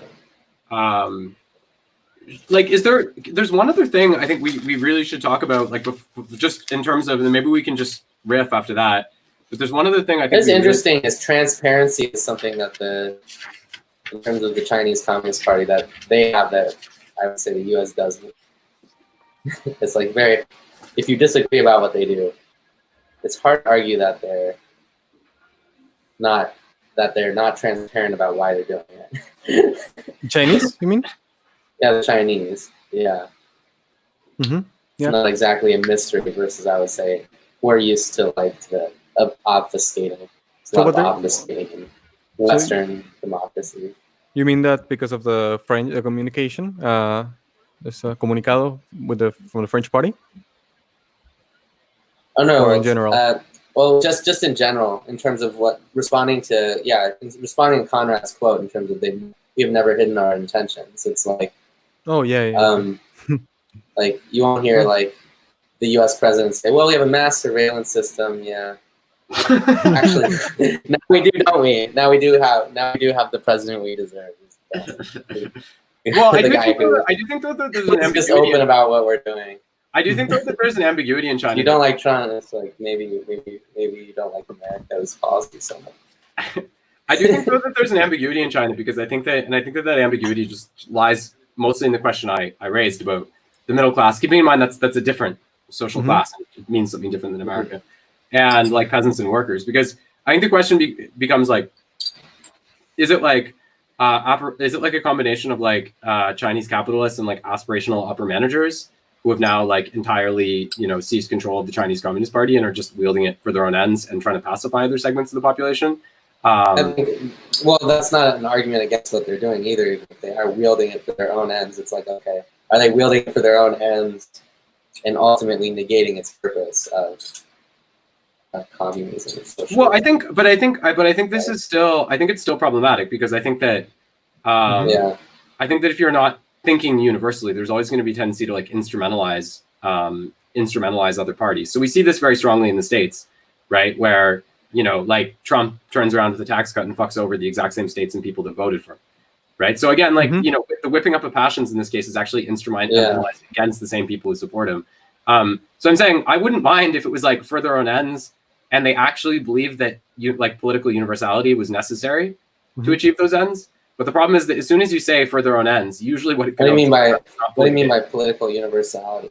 Well, the thinking of the thinking of like, you know, the desire to, you know, create policies which are put in the service of all the people in the nation, right? You know, and so the question is, how much can you, and you know, and then maybe they'll say, well, like what we're doing, we have to do. But the point is, to what extent is that disingenuous, or to what extent, you know, is there a divorce between, you know, the interests of that class? And I'm sure to some degree, of course, there certainly is, you know, and peasants and workers in China, for example. And it wouldn't be obviously the first communist party to succumb to that. Right? We're seeing the same thing here in Mexico, because we did elect a left-wing president, but of course, the people who actually represent the marginalized classes, like the Zapatistas, which you mentioned earlier, they're denouncing him because, yeah, of course he's left-wing, but he's at most a social democrat. So, so he's, like you said, he's just taking control of the party of the government instrument and using him for his own moral, although liberal, nevertheless, not fully democratic ends. Yeah. What's he doing that specifically? I don't know. For example, something that's a point of contention with the Zapatistas is that he is sectioning off a whole, and this might interest us because he's sectioning off a whole lane, I guess, of the jungle. He's gonna build a railway. Yeah, the Mayan train, he calls it. Yeah. Wow. And he's gonna build Disney World ride. I know, right? He's gonna build a massive railway that's gonna help us industrialize the south of Mexico, which, as you guys know, is impoverished. So, in a Chinese communist sense, that's what we should be doing. But in an ecological sense, it's irresponsible. Well, what exactly, like, it's gonna, like, what's it gonna destroy? What are they building it through? They're going through jungles, through they're removing some people and their villages, stuff like that. You know, they're gonna have to displace people. So that's an interesting question. The cost benefit of it. How many? In terms of capital accumulation, it's gonna be profitable. You know. Yeah, animal rights versus mass industrialization. I think it's easy. You can see the argument for mass industrialization. Then it's difficult. And then I think the ecological argument is. I wonder to what extent that will factor into the actual project, or will it's essentially make an enemy of, you could say, the eco-concerned people. Les ecolos. That's what I would say. Les ecolos. Les ecolos. Yeah, that's what they call them in France. Like, it's everything in France. They have like they call the far right. They call le facho. Like, it's like everything is because it's like street Latin, right? But that's different. That's different than but that's like but that's different than, I would say, people that. Yeah, in Spanish we call them los fachos. So it's the same. Yeah. Yeah. Pretty funny. There's one thing, speaking of ecolo, I think there's one thing we should go through here, which is very relevant, actually. At the end of the chapter, we gotta talk about this John Bellamy Foster, Andreas Malm, eco-socialist bullshit. Okay, so which is actually pretty good, especially Jason Moore. But it's page 637 to 638. Let's talk about that.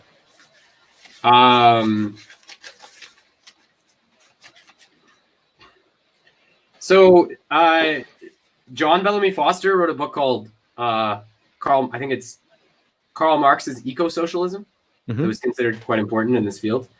And he coined a term that he calls the metabolic rift.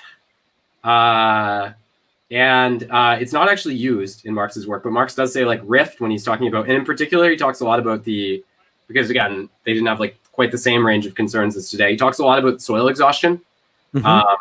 So Marx, it's kind of a complicated thing because Marx, he starts out by opposing himself to Malthus and the notion of natural limitations on the basis of Liebig's soil science, which seems to, at a certain point, it seemed to extend the productivity of soil indefinitely.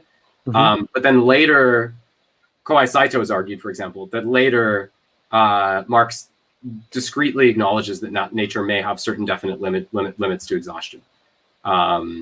So sort of a qualified minor Malthusianism, Malthusianism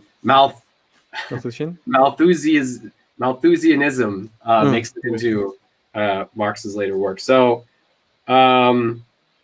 here we have at the bottom of page 637, capitalist production collects the population together in great centers and causes the urban population to achieve an ever-growing preponderance. This has two results. On the one hand, it concentrates the historical motive power of society. On the other hand, it disturbs the metabolic interaction between man and the earth, i.e., it prevents the return to the soil of its constituent elements consumed by man in the form of food and clothing. Hence, it hinders the operation of the eternal natural condition for the lasting fertility of the soil. Thus, it destroys at the same time the physical health of the urban worker and the intellectual life of the rural worker. But by destroying the circumstances surrounding that metabolism, which originated in a natural and spontaneous fashion, it compels its systemic restoration as a regulative law of social production, and in a form adequate to the full development of the human race. In agriculture, as in manufacture, the capitalist transformation of the process of production also appears as a martyrology for the producer. The instrument of labor appears as a means of enslaving, exploiting, and impoverishing the worker. The social combination of labor processes appear as an organized suppression of his individual vitality, freedom, and autonomy. The dispersal of the rural workers over large areas breaks their power of resistance, while concentration increases that of the urban workers. In modern agriculture, as an urban industry, the increase in the productivity and the mobility of labor is purchased at the cost of laying waste and debilitating labor power itself. Moreover, all progress in capitalist agriculture is a progress in the art, not only of robbing the worker, but of robbing the soil. All progress in increasing the fertility of the soil for a given time is a progress towards ruining the more long-lasting sources of that fertility. The more a country proceeds from large-scale industry as the background of its development, as in the case of the United States, the more rapid is this process of destruction. Capitalist production, therefore, only develops the techniques and the degree of combination of the social process of production by simultaneously undermining the original sources of all wealth, the soil and the worker. So very, very... so here we have a binary conception, right, in which Marx appears to acknowledge the centrality of what he calls the soil, but you can easily, I think, broaden this to refer to nature, right? So he talks about this rift, right, that occurs between. I have a bit of an issue with this, like, and Jason Moore has pointed this out, but I have a bit of an issue with this just because. So Jason Moore's argument is that which I agree with, is the notion that nature itself is like constituted out of economic externalities. So like when you have like value and you have use value, right? Then like when the law of value becomes universalized, you have like a universal conception of man and a universal conception of nature, right? You know what this reminds me of? What? Kind of this is like a bit of a Harry Potter moment, like, oh really? But it reminds me of like Lorax in terms of I speak for the trees. It's like somebody literally has to I swear it's not as stupid as the initial. But there becomes sort of like a, I think if you're an industry person, obviously it's in your interest that a railroad like this goes through. And if you're just sort of thinking as the country, you'd more like this railroad to go through. And then if you're thinking as a local resident, it's likely you won't want it. Because any large scale project going through your town is going to be it's going to fuck up something. It's the benefit, maybe the universal benefit isn't the benefit of the locality. That's why I said, like, even for Star Trek, it's like, where's the union representation for for the red shirts? No, but really, it's like, so the locality would have to have some sort of representation and some sort of input or total negation of the project. And then there's this sort of other idealistic group, which is like somebody who doesn't necessarily represent a material conception. It's just people who generally are eco-concerned, right? And might easily grasp onto the idea of like, well, let's just not do the whole project then. Right? And I think Marx is writing not from the position of somebody who has a stake, in terms of he's not necessarily discussing the contradiction between increasing the industry of the state and ecology. So he has this thing which it kind of leads to this issue. It's like, well, the capitalist mode of production then the more it expands, the more it does devastation to the soil and takes from the soil as well. That's not even necessarily capitalistic. That's I think maybe capitalism does accelerate it, but then there's just modernity in general. The more modernity, the more we become a sort of technologically based society, I think, to a certain, or an industrialized, not technology, just industrialized society. But technology as well, because there's a material component to technology and mining necessary and the resources and all that. Yeah. You know what I think is but I wonder what the solution is for, say, like Mexico then, if you have the social democratic president, because the social democratic answer is very easy, right? The social democratic answer, I feel like, is we're going to do it, but in an eco-friendly way, and that's like, yeah, and that is what he's saying. That's what they're doing. He's saying, of course. Yeah, he's saying it's ecological. We're going to do this. We're going to do this in eco-friendly. Which but then China the question also is,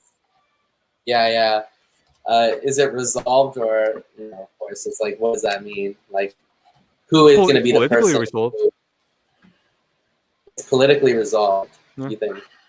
Superficially. What about the people?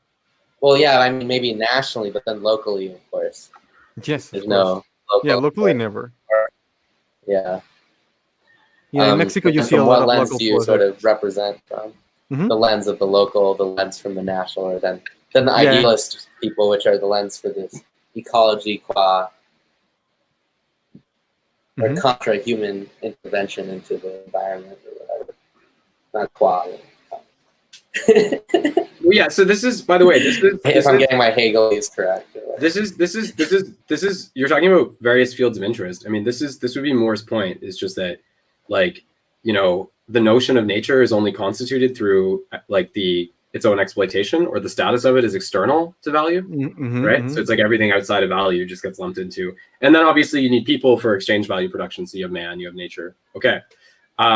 So obviously, in a way that language is already very, very problematic, right? Because it's like, it's just this undefined mass, which is, matter, right? That is then like used up in the process of production, right? There's not like a particular autonomy that's assigned to these things. I think that's the value in something like the Chinese Communist Party of the U.S. Now I'll get on the list.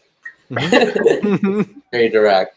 In terms of the Chinese Communist Party versus the U.S., in terms of, it's not, the U.S. relies heavily on abstract obfuscations of the thing that we're doing. Because China doesn't. Yeah, that's right. China has issues with, you could say, free speech and cultural diversity in general. Just, or like acceptance for their sort of ethnic minorities, like Uyghurs. Like, the one thing that's different, which allows for, I think, the U.S. to do whatever they want, including like the most fascistic, imperialist things they can think of, really. Yeah, definitely. The acid Dainism. It is acid Dainism. I was supposed, like a long time ago, somebody messaged me and said, "Eliot, can you write acid Dainism?" I said, "Okay," and then I didn't. But then there's this idea. It's interesting because it wasn't my idea in the first place. Oh, Ender. Hello, Ender. But then Ender way in there. Ender's back. Somebody else suggested it.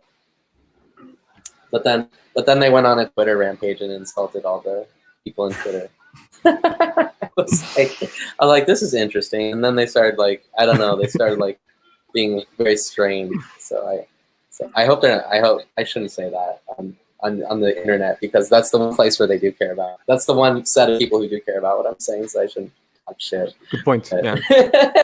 But on the other hand, dialectically, that's the best place to talk shit. It's the only place where it's Marx. So just talk shit about for a second. There's this guy, the anarcho-accelerationist. So I have my page, the anarcho-accelerationist page, right? It's been there forever. Facebook. And then like a new guy, he made like a Medium account that also had that same name, and he had a totally different idea of what that would entail. He wrote a very long sort of manifesto that was like 80 or 90 pages and widely discussed by like accelerationists, but not really the left at all. Okay. And like, well, the left, but like, I'd say mostly and then he started calling himself a major accelerationist thinker, and that became like a meme. Yeah. But This then sounds he was very also familiar. like, yeah, and then he started like, I forget what happened. I like honestly, I don't even know the person super Are well. there So it's like, are there any the major internet, the internet accelerationist gets thinkers? crazy. Yeah, well, there's Nick Land, you could say. There's Nick. Is he a major accelerationist thinker? I don't think there really are. Yes. Yeah, The only one. Nick Land, Nick's the two No, but Nicks. well, no, okay, yeah. I think but- Nick counts. Reza Agastrani counts. I think Alex Williams counts. I think Helen Hester. Yeah, I would say they count. The They're good, xenofeminist but lady, the like left Excel major, people. Mark ma- Fisher, for instance. major. You I know, mean, Zero like, Books. Yeah, I don't know. I would say if you're any, but even if you're any of them, that's still a weird thing to say. Right? Yeah. But then that became. But then I remember there was a guy who was like, he has like a pretty well-known blog in the sphere. His label then became minor accelerationist thinker. I thought that was funny. I mean, I've already said I don't think there are actually any major thinkers from the English world. So, but yeah, we were. Well, that's just like your opinion, man. I just want to, but just to, yeah. So it's interesting. It's interesting about China because they do like this is a bit like Zizek's thing. I mean, it is quite like there's a certain dialectical sense in which like at a governmental as opposed to merely like corporate SJW level where they actually incorporate the critique in themselves, right? So actually, I don't know if you've ever like, so they industrialized China, but even historically, like, I don't know if you've ever read about the reforestation projects that were staged by like the Chinese Communist Party, which Son Rethel talks a lot about in Intellectual and Manual Labor. But, you know, as an attempt to repair the damage that had been wrought by historical agricultural process in China, they engaged in in Maoist China, they engaged in a big campaign of reforestation. And now, you know, of course, China is one of the world leaders in green technology and so forth. So it's like they're actually contributing hugely to pollution and the destruction of the world. But then at the same time, you know, there's this like, well, we kind of know, you know, this is bad, right? Like market mediation itself, right? You know, and we're sort of grooming, you know, our citizenry and our enterprises, right, to at some indeterminate point, you know, engage in this more sustained ecological effort. So that's kind of interesting in that way. But what do you guys think? What do you guys think about this? I just want to ask you, what do you think about this like metabolic rift, like man, nature? Do you think this is like a tenable ontology? Well, it's a contradiction. Yeah, it is because it's a contradiction, and ultimately it has to be materially decided, and it's not an idealistic universal. It's a definite material condition. It's a real abstraction, and then it's not. It's like it's not a real. Yeah, it's a real. It's a real abstraction. Well, no, it's a real. It's rational. It's a real. The rational is real. It's not abstract. It's a rational abstraction. You can materially analyze how many animals will be displaced. You could historically analyze previous projects, right? And then you get a good outlook of what's happening. Okay, and then you make a decision about what, you know, when there's a dictatorship of the then ultimately you're making a decision that isn't in that category, making ecology of production. This cracks me up. You brought it back. You're bringing it. Obey the speed limit acceleration. Okay, but to be clear, accelerate capital, but do it with green cars or something. But to be clear, that is where we're headed. That is where we are headed. By the way, we are headed towards Elon Musk. You know, social democracy. I think more and more. Okay, but to be clear, I just think that's the general arc. To be clear, Moore acknowledges when he criticizes this binary, right? Of this rift, this binary of man and nature. Moore says like nature is a real abstraction, and what he means by that is obviously there's damages that have stemmed from just like taking nature as this net externality, right, and polluting it and destroying it and whatever. So what I was asking you, what I meant to ask you though, is about the ontological question of that.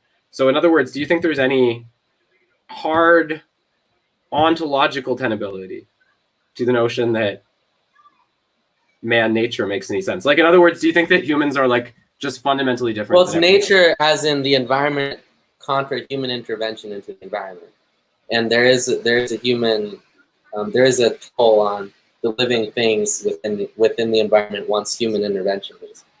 But you're only reading it dialectically though. You're reading it dialectically though. Like it's not that So, dialectical in Foster. It's just like man nature. Like that's what I was asking about. Like that is what I meant. But that's what I'm answering. You have to answer man nature. There's okay. You want like the abstract nature? I want you just to say that he's nature. Nature is I don't know. Nature is, I think world contra human intervention, right? Is how you can understand nature. And the less human intervention there is into a space, the more nature, you could say, the property of nature, the specific type of nature. There is a man-nature dichotomy because nature is specifically contra man. As a real abstraction. It's a real. It's the rational is real. Okay. So rational. Okay. So you're just answering that. Okay, Eliot thinks Foster's wrong. I'm not just answering. Well, yeah, that's what I said is right. We agree. Okay. Social democrats are let's obey the speed limit accelerationists. I just want to say the problem I have with this really quickly, because I think there's a problem with this formulation. Like, what direction of accelerate? Are we talking about right or left accelerationism? Because those are totally different things. Like, because land is like, let's accelerate just like capital accumulation, whatever.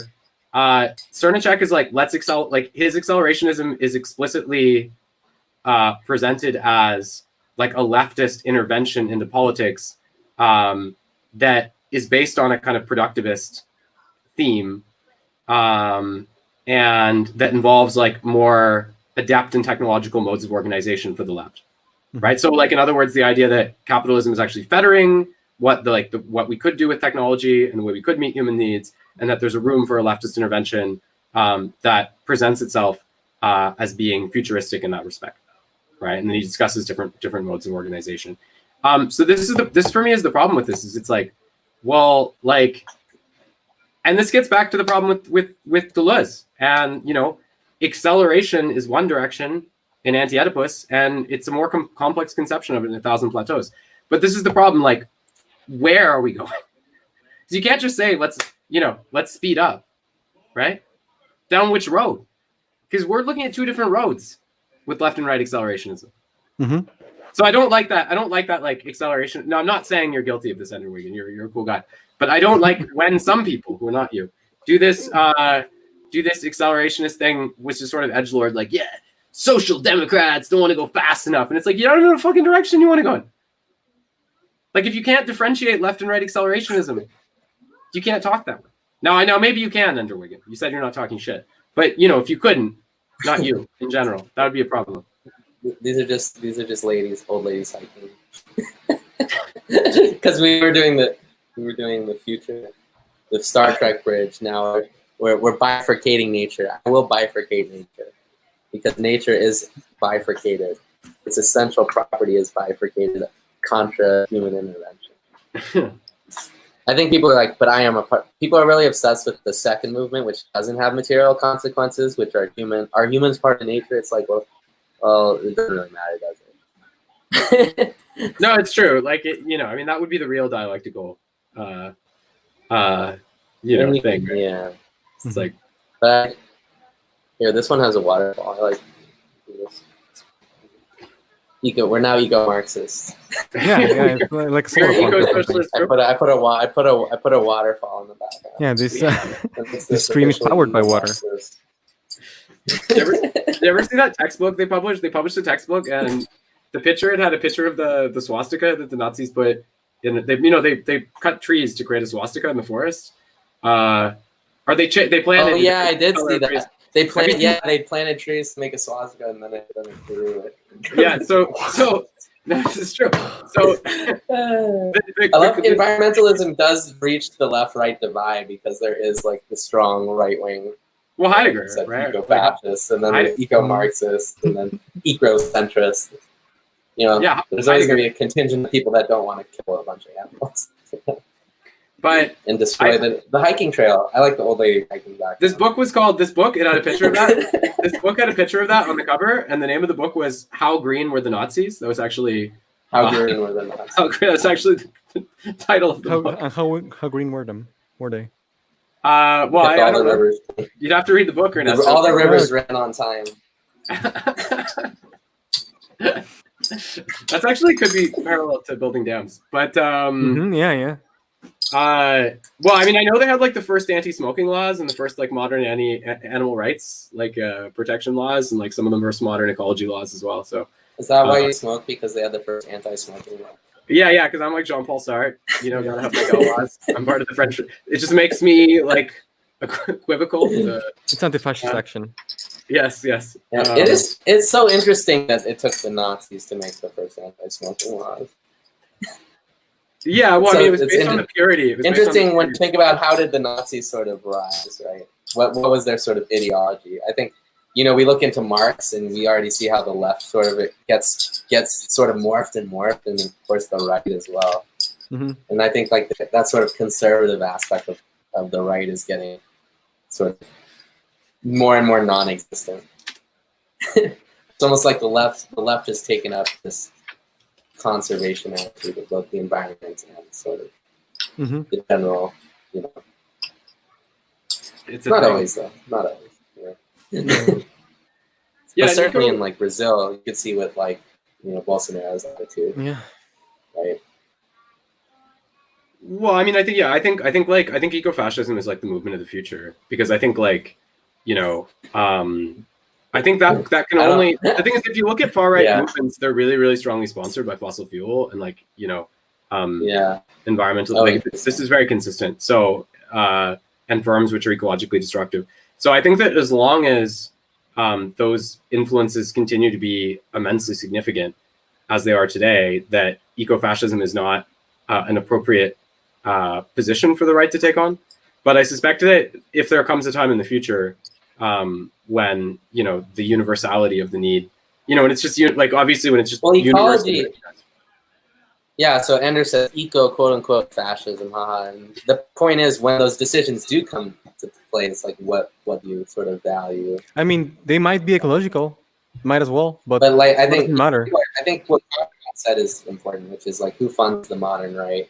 The modern right is so much in like fossil fuel industry, right? True. And America's in a really weird like I was just shocked. I looked at statistics like in, you know, China and Brazil and so on, and like Americans have like the highest rate of climate change denial of like almost any country.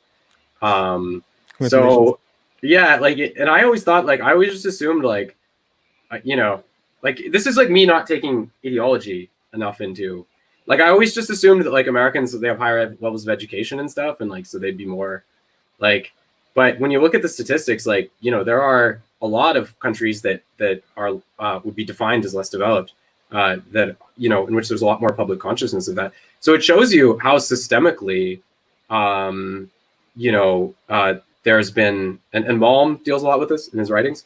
It shows you how systemically there's been an effort to like infiltrate the American political process and sow doubt, you know, about the legitimacy of the climate change issue. And actually, I think Bruno Latour, just a few years ago, he said like that. He said about global warming. He said like, or climate change, if you will, because we can't call it global warming because then people will notice that it's going down. It got colder at any point, and then okay. Yeah, I saw a great meme about that. It was the Titanic, and someone the boat was sinking, and someone was saying, "How can you prove the boat's sinking if I'm going up right now?" Yeah. Which I thought was pretty good. Yes, I also saw it used for stocks. Yeah, well, I think what I just wanted to say about that was that, yeah, I mean, I think there's been a really, really sustained campaign, and so Bruno Latour, he said basically like that, you know, which I think is interesting. He said we're now at a point where the evidence of climate change is so abundant that he said we shouldn't actually engage with people anymore who deny it, because he said there's no scientific basis anymore to do that. Like, and if someone's not, you know, like, it's not really about arguments or facts anymore. Right? Yeah, it's like a purely ideological symptom, right? So what do you do with like client, like, you know, like that, or like the sort of like, I was wondering, because there is no anti-fascist movement against sort of people that are saying reopen this or anything like that. Those sort of tendencies, and it probably wouldn't be appropriate. First of all, it wouldn't do anything. You could argue. What are you talking about? Sorry. With the Well, for instance, their anti-fascist protests were around in terms of like white supremacy gatherings, right? But there's no sort of similar movement for essentially you could say that's sort of the brand of people that have you could say there's no scientific basis for their positionality, right? It's like, but you still need to necessarily engage with them and organize against them, even if they're. I would say, like, in fact, that's probably the people you really need to, because they have this large unionized, you could almost say, group of people who are like traditionalist.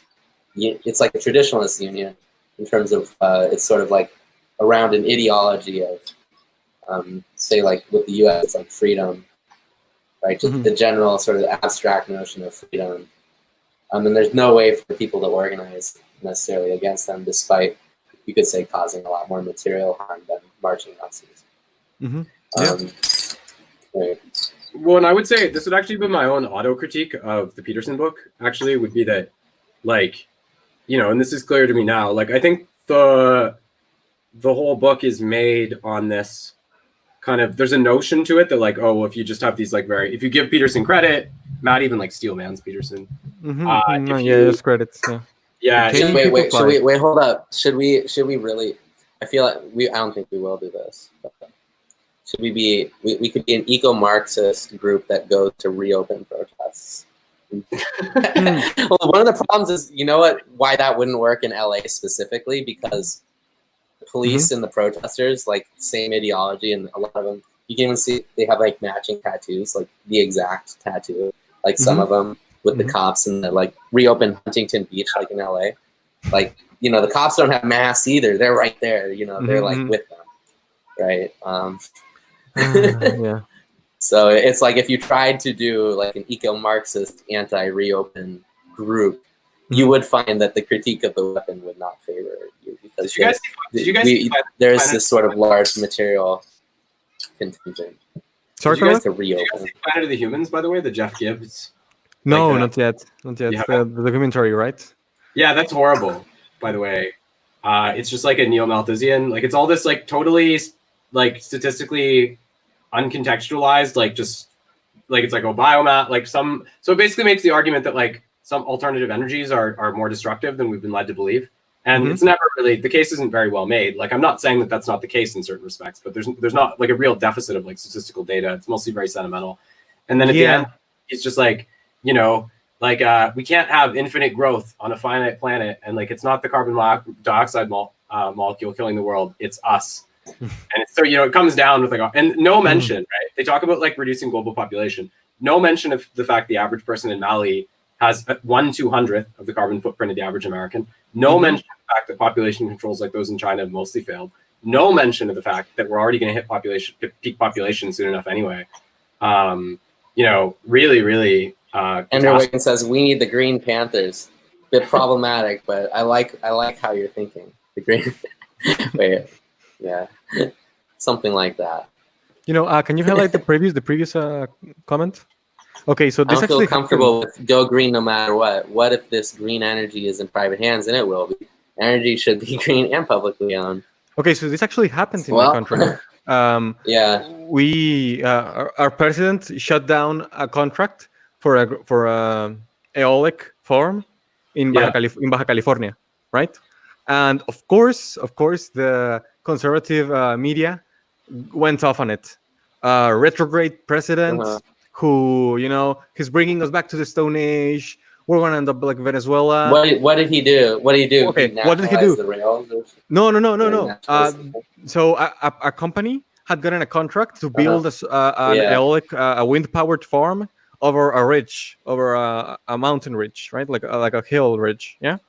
But the conservative lens that is being applied, the critique is that he's against green energy, right? Because he's against wind power, right? But it's very simple. Turns out that the governor of the state, he just took money and let a private company from the U.S. build the farm, and they used government resources to build the farm, and all the electricity generated is actually sent straight to California. So we don't Yeah. get any of it, and we just Yeah. paid for Wow. all of it. Yeah, yeah. So he's revoking their contract because it was done, under very suspicious circumstances, corruption Uh-huh. most likely. But of course, the conservatives are railing their ecological hearts. He's against. Environmentalists are being manipulated by neocons to bash on the center-left government. Yeah, don't yeah, know. exactly. That's exactly what's happening. Yeah. Yeah. Is it? hmm It's a minor issue right now because of the COVID, but it was a big issue Yeah. 2 weeks ago. Well, and you could argue that that actually the manipulation. So we're talking about this documentary, Planet of the Humans. Like, Mhm. it seems to me that, like, look, there are probably plenty of problems with alternative energy, but this, like, dismissal of alternative energy to court, we just need depopulation, which is under theorized for sure. Like, it's a case of the documentarian trying to manipulate environmentalists to oppose, like, alternative energy sectors that I do think have a certain promise, right? Depends what, but, like, and I think it also shows the limitations of the like Iraq War era left, because I think now we see a confrontation coming to a head between, like, the pre 2007-08 left and the post 2007-08 left. And I think the post 2007-08 left, which was formed in response to, it was like Occupy Wall Street and the recession, is more Marxist, probably more radical, more interested in crisis theory and so on. And I think the Iraq War era left, right? And we could talk about people like Noam Chomsky, or he goes back too, or Michael Moore, right? I think they're more sort of liberal or anarcho in orientation. And so, but it's interesting to judge these people by the quality of the disciples they produce, right?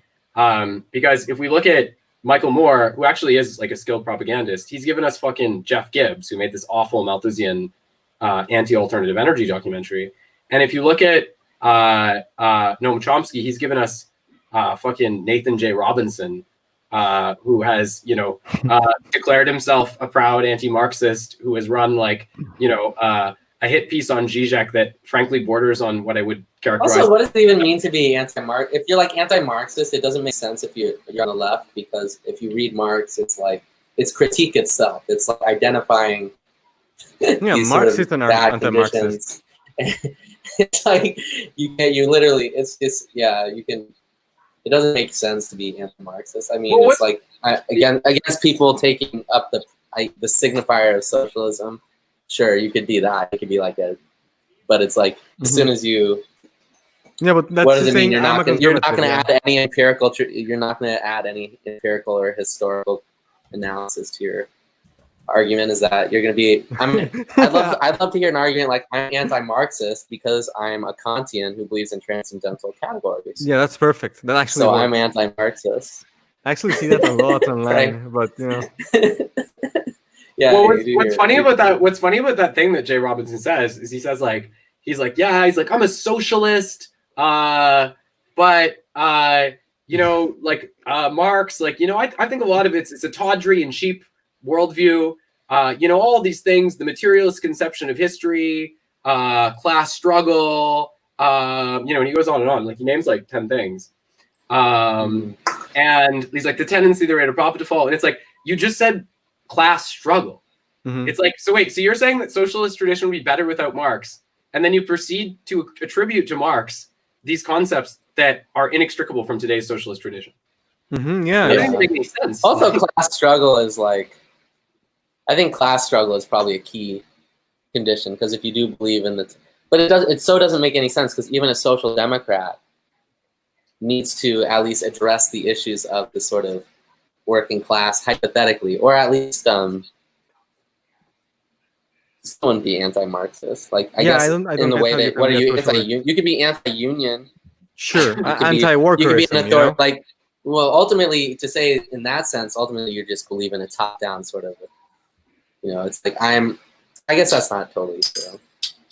I like the idea, by the way. I like his idea that Marx invented class struggle, which I find to be. Like in the capitalist class, you could say, you do not believe there's a capitalist class or something like that. Do you not believe there's like government and industry? I'd just be curious what the basis of his worldview is. Like, it's like, if you find the concept of class struggle, I mean, I assume he means the concept of class struggle is like a more uniform way of understanding human history. But even that is a bit dubious because Marx just that's Well, I think it's a poetic flourish. Ultimately, Ayn Rand is like the only anti-Marxist because Ayn Rand is like the person who really just says it. She's like, yeah, this person owns this and it's in their self-interest. I'll fucking blow up a housing project because I own this shit. Right? That's Ayn Rand. That is like because I don't like the design. Why'd you blow up the housing project? You fucked up my design, you bastard. That is the plot of the Fountainhead. That's the plot of the Fountainhead. I can relate to that on a spiritual level. Don't get me wrong. Like when people, I made a poster for a protest and someone tried to draw on it. It made me so irrationally upset. But artistically, I didn't like just like lash out at them. But I like mentioned I was like I really I said, hey, this is irrational. There's no good reason. I don't have a good reason for this, but. Stop. That's Eliot Rosenstock. That's Eliot Rosenstock's Republican Youth Caucus moment. The only true anti-Marxist is Ayn Rand. I like that. Should we wrap it up? Because it's 5 minutes. Yeah. Okay. 5 minutes past 2 hours. Sure. Yeah. But no, I mean in that sense, in terms of like that is the ultimate anti-Marxist position when you do totally reject the labeling of problems in the social sphere and you do pay fidelity to the ownership and private property to that extent. I would say that is anti-Marxist, right? But insofar as like a center-left person to say they're anti-Marxist, or they just don't know what it means, or in fact, if they really knew Marx, they could just learn historical and material analysis, and it would add a lot to their critique, even if they decide not to say that. Well, it's good to know that the center-left people saying that are the premier voices of the left media and intelligentsia today in the English-speaking world. That's all I got to say. I think, well, eventually, the problem with identity politics, let's make this the real socialist show and say something problematic. Like, the real problem with identity politics is when you do take the method of analysis of empirical analysis and rational analysis and substitute it with validation qua, you could say, like, I don't know, whatever sort of birth sphere you're into, and you sort of like say you have an authentic class, or we'll say like you're a Black American in the U.S. and you see issues like police brutality, and you sort of say, well, this is ultimately someone's leaving. Peace. You kind of lose the method a little bit, and you get into this sort of anyway. You get into sort of a dead end, and a lot of times, I think in LA you see a lot of African American people that are sort of more Republican leaning, more private property leaning, because they don't know Marxism as the process of the critique of their working conditions, right? Necessarily. Yeah. Or and people who are, say, in the bourgeois or whatever, they don't like Marxism because it refers to something that's like third world, but they don't know it as the process of empirical and rational critique. And I think that's sort of like the key shift. Like, to understand capital and Marxism is sort of identifying how he is critiquing these sorts of things. So to be an anti-Marxist, it's like a non sequitur, because Marx is just a guy. Like, you can't just, and I think Zizek made this point with like Hitler as well. It's like, is he a vegetarian? So you could say you're anti-Nazi, it makes sense. But then as soon as you say I'm vegetarian or something, I don't know. Man. Well, it's just an analytic. Look, it's just an analytic. I just want to try to. Yeah. Okay. I just want to. The point being. I just want to say about empirical and historical analysis. That's sort of. I think you're not an anti-Marxist if you think you're an anti-Marxist. Conrad, go on. Yeah, I think that like the problem with this is you get too much. Like, if you think of Aristotle's contradiction, right? You have the thing, then you have a law of identity. Okay, like basic contradiction. That's not a dialectical contradiction, right? So it's like the thing, and you have something that contradicts it, governed by the law of identity. So it's like, if you think about this, it's like, oh, there's too much inequality of wealth, so we just need to redistribute wealth, right? And what that actually negates is the co-constitution of those two positions, right? sort of the center left person who says, "Oh, we have to help the poor," and then explains later why they weren't able to do it, which I think is the role mostly. And the merchant capital, capital's class on the other side saying we can't do that. But I think what you have to see is like, the way that getting beyond that involves a liquidation of both those positions and a systemic critique and a systemic praxis, right? And that's dialectical logic. It's the interrelationship and the co-constitution of these terms, right? And the way you have to produce, you have to go beyond that whole matrix, right? So I think if you just get into this culture of protest, right? Like you went to war is bad, right? Whatever. There's police brutality is bad. Well, that's all true. That's not going to be the ultimate solution. The next entrance isn't, the entrance isn't to react against that initial impulse of war is bad. And then the next thing is government bad or something like that. It's like war is bad. This is how many people the U.S. killed with drones in the last 10 years.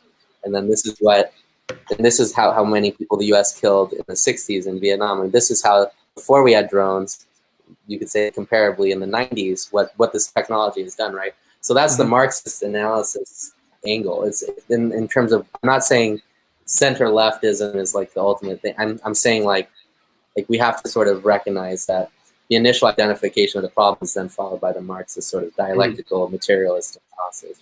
Right? Okay, so should we sign off then? Yeah, I think so. Okay. Yeah. All right. Anyway. Okay. So I'm gonna sign off. Thank you guys.